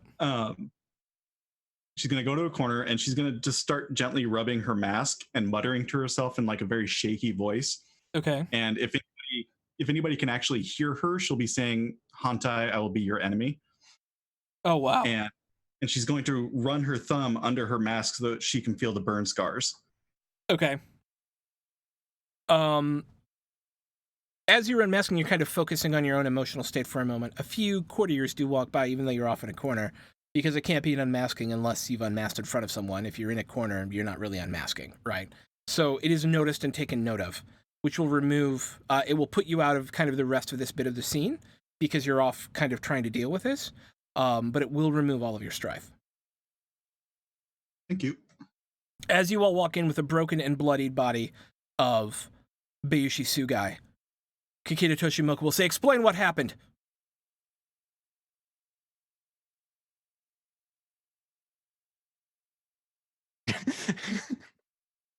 We noticed this person leaving the grounds with a weapon that was identical to the one used to injure Hitoshi-san.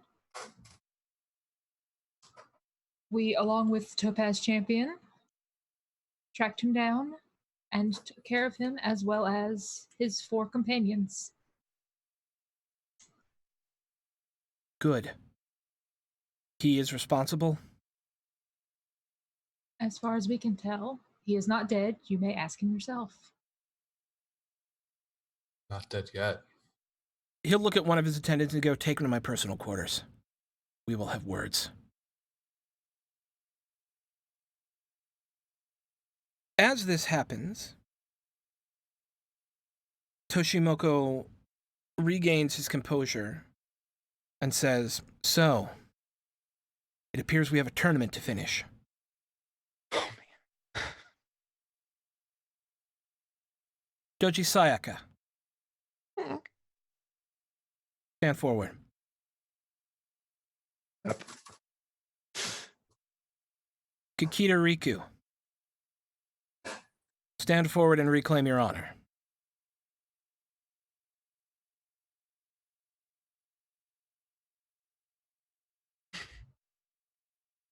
Take your weapons. Okay. What? Out of character. Would Yes. it is levity bad in the Emerald Empire? It depends on how much levity, right? Okay. It's all a matter of degrees, right? Okay, because as they're going to grab weapons, I was thinking of having Sayaka say, "Please check your sword this time." And I don't Okay, know if that you would would be not like- say that. Yeah, that is not something. What? I mean, that would be a grave insult. That would not be viewed as Oh, comedy. okay. That would be viewed as a deep insult. Yeah, Oh, okay. Yeah, I because it would definitely show that. won't say that yeah, then. it would show that even after she was tricked, you don't trust her. No, it's okay. Got it. Yeah. Yeah, We yeah, will- just definitely different cultural thing. Because like I would just say that, and if someone said it to me, I would laugh. But yeah, I can definitely understand that. Okay, take blunted sword. That I probably know how to use. Toshimoku says, we will end this contest with a single strike. Toji Sayaka, until now, you have been the points lead in the Topaz Championship. Kikita Riku is undoubtedly the best duelist that we have at this school. The best student, I should say, that we have at this school. Standing here today, you were allowing her to reclaim her honor while proving your ability to become Topaz champion. Both of you, take your stances. So, the duel. Okay. Remember, if you get them above their strife, you automatically crit. If you get them Got above it. their composure, you automatically crit. Right? Okay. Uh-huh. So, the first thing we do is make a TN1 meditation check. Okay. Based on And the then- whatever ring you choose will be your stance. Right. Yep. Okay. Let's see. Which one was the one I want to? Yeah. Okay. I'm gonna do air. Okay? So then stuff. Yeah. I'm. Grace. You move to a stance that favors grace, circling around your opponent nimbly. All right. So you're going to make a TN1 meditation check. 0. 0. Okay. So now each of you takes 1 strife. What does that put your Okay. strife up to? 7. What is your composure? 8. Okay. Now, you will bid strife to increase your initiative on the next round. This will increase your strife. How much strife do you bid? It's only when you go over your composure, right? Yes. Okay. I will bet 1. Okay. Now you can take an action. You can take a calming breath to remove 1 strife. You can attempt to predict their stance, which immediately applies 4 strife to them should you have predicted it properly. Or you can make a strike right now. I will.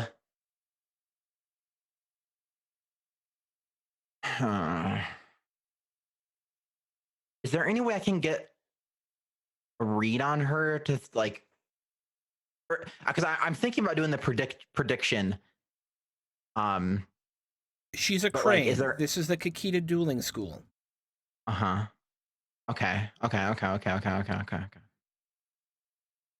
So then she'll probably go.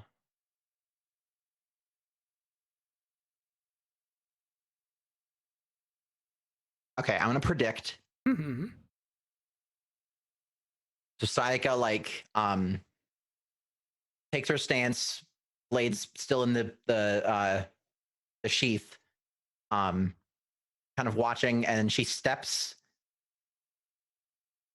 nimble, like she gets in the balls of her feet, ready to move, and tries to get she makes the prediction that Riku is going to take the Earth stance. Perform your free critical strike as you have broken. You may now take a finishing blow on Kakita Riku, as you have pushed her 4 strife over her composure.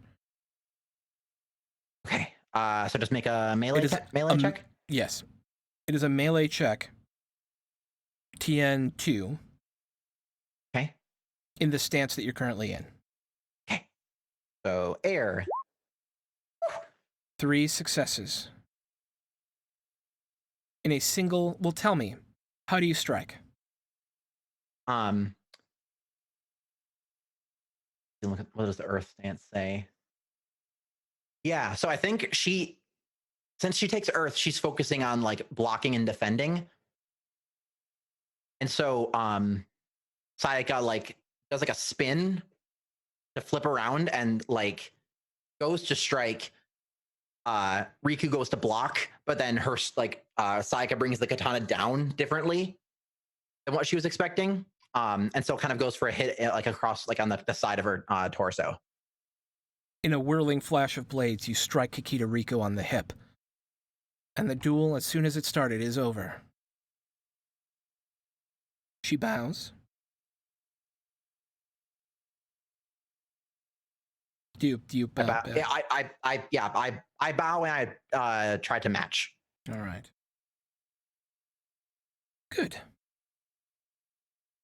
After the dueling is complete, you are taken to the Temple of the Seven Fortunes. There stands, this is about an hour later, we're just going to cut to the next scene. Sure. So after the dueling is complete, you are taken to the Temple of the Seven Fortunes. There stands Kakita Toshimoko. The judges from the 7 clans, last year's winner Kitsuki Yukimi, standing next to the armor of the Topaz champion. Each samurai, in turn, is bid to approach the shrine, where a temple priest purifies and blesses you. Each of you then recites aloud your oath of loyalty. Next, one of your clan elders steps forwards and presents you with your wakizashi, and for a muinakoi, your scimitar. Or, actually, no, let's say that. And presents you with your wakizashi. And then gives you a gift. Doji Sayaka. Doji Ren, who you had some words with last night, gives you a tiny golden mirror. Oh. Soshi Kurayuki. Bayushi Kyo, who was from the law contest, gives you a small packet of chrysanthemum seeds. The imperial throne is known as a chrysanthemum throne, by the way. Kaido Rei, Isawa Aki from the poetry contest, gives you 3 small pears. And Motomu Inokoi, Shinjo Takuya, who was from the riding contest, gives you a satchel of dried meat and a goat skin of sake. Yeah. Here's all this fancy symbolic stuff. Here's some meat and booze. Hell yeah. Love the unicorn. That's awesome. Yeah, he doesn't say that out loud. It's more, but low and humble. Yeah. Yep. Each of you is then, Kuroyuki, Rei, and Muinokoi, each of you is then presented with the weapon you used in chasing down Bayushi Sugai. These are excellent weapons of Crane make and are incredibly honorable gifts. After each new samurai has taken their oath, Kitsuki Yukimi stands forward and asks Doji Sayaka to come forward. You are now the Topaz champion, Doji Sayaka-san. You carry on a hallowed tradition that has passed through the centuries. Your charge is to show all of Rokugan the true meaning of Bushido, to uphold the tenets of our great culture, and to provide example for your peers on all that is best about being samurai. Will you accept this burden? I gratefully and humbly accept. Will you willingly pass it on 1 year from now in this very shrine? I will pass it on to the next person that earns it. Excellent. She then takes the time to ritually adorn you with the armor of the Topaz champion. As a 40-year, it feels kind of weird, but it's part of the ritual, you know? Yeah, it's like, this is... And then you are given a Kakita dueling blade, which are some of the finest katanas in the land. Yeah. As you all begin to break up and prepare to go your separate ways, a Yoriki, dressed in the garb of an emerald magistrate, comes up to you and hands Muinokoi a scroll. So the Emerald Champions are essentially the FBI of Rokugan, FYI. They're the federal law enforcement. Mm-hmm. I'll take the scroll. Okay. On it says, Agasha Sumiko. Oh, go ahead. Is there a seal on it? There's the seal of the Emerald Champion. Gotcha, okay. Yep. As you crack open the wax on the scroll, it reads, Agasha Sumiko, the acting Emerald Champion wishes to speak with you at once in the library of the Kakita Dueling Academy. Please accompany this messenger immediately. The Emerald Champion is here? Yeah, speak with you and your company, the 4 of you. It names all 4 of you, which is to speak with the 4 of you at once. Question. What was the ruling on the Topaz Champion versus the Emerald Champion bowing? Oh, the Emerald Champion is you would bow way lower. Yeah. Okay, just want to be sure. I remember that like when it came up and like, oh shit, is that actually a thing? We heading over? Yeah. Absolutely. Okay. Heading again back to the academy, the messenger moves quickly to take you to the library. There sits a middle-aged, sharp-eyed woman with straight black hair, in the yellow and green garb of one of the Agasha family of the Dragon Clan. Around her neck is a pendant, from which dangles a circle of ruby carved with the imperial chrysanthemum. This is Agasha Sumiko, the ruby champion and acting emerald champion. In front of her are 4 teacups. Have a seat, please. I have a seat. How do you spell that? I'll have a seat. I'll have a seat. How do you spell that? Agashasumiko. Cool. Thank you. So, how did you find the tournament? Challenging, rewarding, enlightening.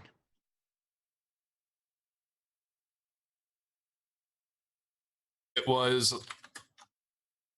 to be perfectly blunt, a lot more entertaining than I thought it was going to be. A pleasant surprise. She gives a little smile.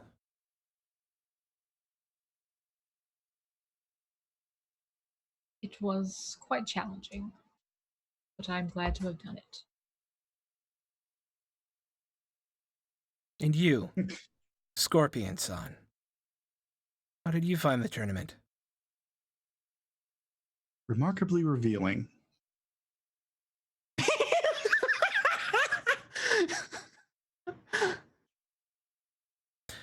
You all did exceptionally well in your own ways at the tournament. It's very impressive, and congratulations, Toji Sayaka-san, on the Topaz Championship. You've brought great honor to your family.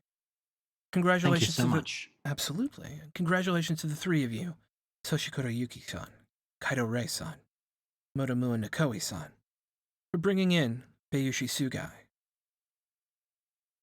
It took quick thinking and commitment to justice in your actions.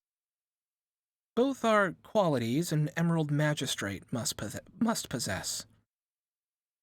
Should you wish, I'd like to invite the four of you to Shiro Yogasha, the castle of the Emerald Champion, there to train to become Emerald Magistrates.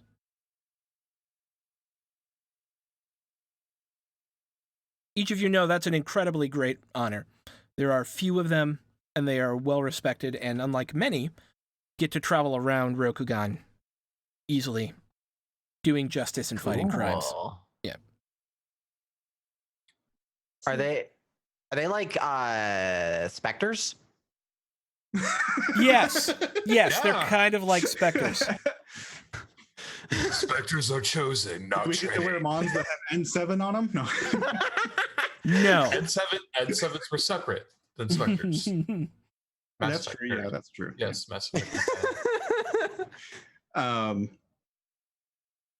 Kuriyuki, so we're all having tea. This is basically just us relaxing having tea, right? It's not Yes. a tea ceremony. It is not a tea Okay. ceremony. Okay. So she's going to hide her excitement at the idea that she'll be able to accomplish something that puts her beyond, kind of puts her in place of her ambitions. And Okay. she takes a sip of tea and thinks about it for a moment and goes, "This is very nice tea, and I would be very honored to go there." I love how the tea came first.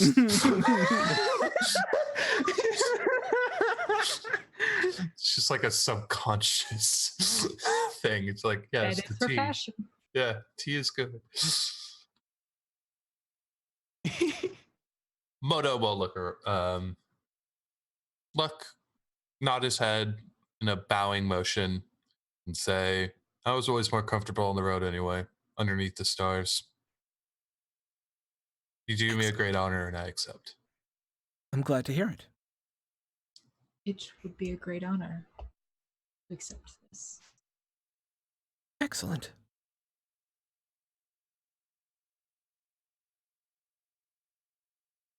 I think you might be muted, Sayaka.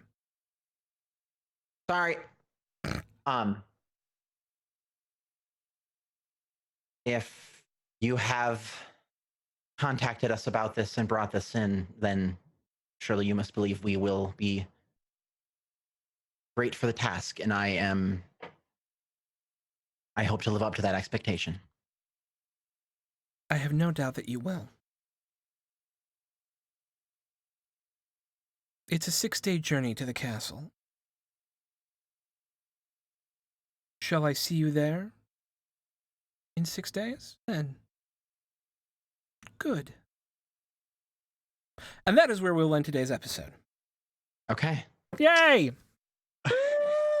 I literally have as the last line of my notes, Emerald Magistrates, hell yeah, motherfucker. Yes, this tea is very pleasant. Thank you. I admire the sharp aroma. All right. Thank you, everyone who hung out and kept chat awesome today for episode 3 of whatever the hell we're playing. Steel Blossom Moon. We have just finished the first introductory adventure, the Topaz Championship. And I would like everyone to tell me, having 3 of you having been able to play for 3 full sessions, what you think of the system so far, how you're liking it, all that sort of stuff. And then for Soul, this is kind of, you've played Genesis system before, but this is kind of your first impressions of L5R the world a little bit, and of the Genesis system as portrayed in L5R. So I'm fascinated what you think in terms of playing it and how you're feeling about it now. One full session in. So we'll actually do you first because you're the newbie. I am the newbie. Yes, not quite new, but sort of new. Yeah. No, Yeah, new to this game. You're not in any way new. Yeah. It's interesting because it's the same, but it's also more different than the rest of the Genesis system and FFG RPG games that I played. I love the Genesis system. I love the balance between combat and narrative dice inside of it, as I like to call it, cinematic play. Yeah. And this kind of feels like the perfect balance of what it always should have been. I need to do a lot more reading into L5R. But so far, this kind of feels like the 5e version of Genesis. From the step that was the 3.5 in Star Wars to the 4e that was Genesis to finally the 5e that is L5R. Yeah. I actually really agree with that. I think that's absolutely correct. Yeah. Star Wars FFG is a lot of fun, and I think everybody should give it a shot once. And I can't wait to see what the source books, the pertaining books that are going to come out are going to eventually come up with. Because although Star Wars FFG is a lot more diverse, I'm really looking forward to see what L5R comes up with next, and also just reading more into the system of what it is. But yeah, and this is also kind of like my first introduction to L5R. Other than the Matt Colville video that came up with the card game, I was wow, this sounds awesome. Yeah, I want to play that card game. But now I definitely really want to play the card game. I've always wanted to play the card game. It's great, but now I definitely do. Yeah. But yeah, no, I'm enjoying the heck out of it. Yay! And where can we find you? What is your thing? Where do we find you on the world? Hey, my Twitch channel, Soulbear RPG, that I share with my buddy Brian. And you can find me there Fridays, DMing Threads of Fate, which is our 5e Forgotten Realms campaign, where the rogue died. Yeah, our drow rogue assassin just flat out fucking died because of, it's her own fault. Okay. But yeah, they're in a underground criminal shadow war revolving around a returning shadowy god of thieves. If you play Baldur's Gate 2, the Shadow Thieves, and a devilish cult in the Undercity of Neverwinter. Cool. And it's just starting up, and now is the perfect time to go in. Things are about to go down quicker than I thought they would. But awesome. You should check them out. It's going to be fun. Yay. I did a shout out in chat. Go follow. Do that thing. Yeah. So 4 p.m. Fridays. There. Sweet. Michi. Yes, I am Michi. You can find me on Twitter at Michisaurus. I am really enjoying this system. I especially like the strife mechanics. And I also like that once your strife gets to a certain point, it's not forcing you to do anything. You have the control over whether you just lose your shit or whether you're just like, okay. Yeah. So just it's a very, very neat way to mechanically represent that tension. Yeah. Yeah, I absolutely love it as well. Yeah. Cool. It's a very nice system. And where do we find you? You can find me here on Monday nights playing in our Masks campaign. That is with Rain. I'm here every other Thursday playing in our Pokemon Tabletop Adventures campaign with Lily. Yeah. And then here on Sundays in this wonderful group. Yay! Yay! Rain. Right, had to unmute. The thing that I'm really loving about this game is it kind of lets you surprise yourself in what you're capable of. Every time I start a session, I am nervous as shit because I have just enough knowledge of Japanese etiquette to know that I'm in trouble. But as karaoke comes out more and more, like as the session goes on, I just kind of fall into that that persona of the person who observes and takes everything in and sees what they can use in their scheme. Yeah. And it just kind of falls together naturally for me. By the end of the session, I'm doing all this cool shit that I didn't even know I could do. And it helps that the dice give me exploding successes. Right. Sweet. Yeah, and the whole strife thing, like it doesn't have to be a loud thing. It with her quietly freaking out in a corner, muttering to herself, is just as much a freak out as somebody shouting in the middle of battle. Yep.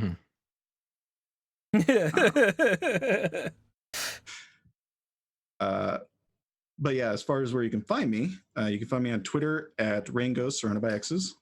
And you can find me here Sunday mornings playing this, and Monday evenings playing Masks with Michi. And you can find me on Dungeon Masters Guild. I have some products on there. Indeed. And Lily. Hi. Hi. Yeah, I am liking this game a heck of a lot. I like that there's just like it I'm not a huge fan of like overly crunchy systems. I like when like there's mechanics and stuff that fit with this system. Doesn't feel overly crunchy to me, I guess is what I'm long story short. Properly crunchy. Everything seems like it fits. Like the fact that there's multiple conflict systems makes sense just because of how intense like a social thing can be. Yes. And it's so good. And I love it. I love that I've made this character that's like built to navigate through all of those social stuff. I'm gonna have a lot of fun with that. Yeah, you built a less bitchy Cersei Lannister, and I love it.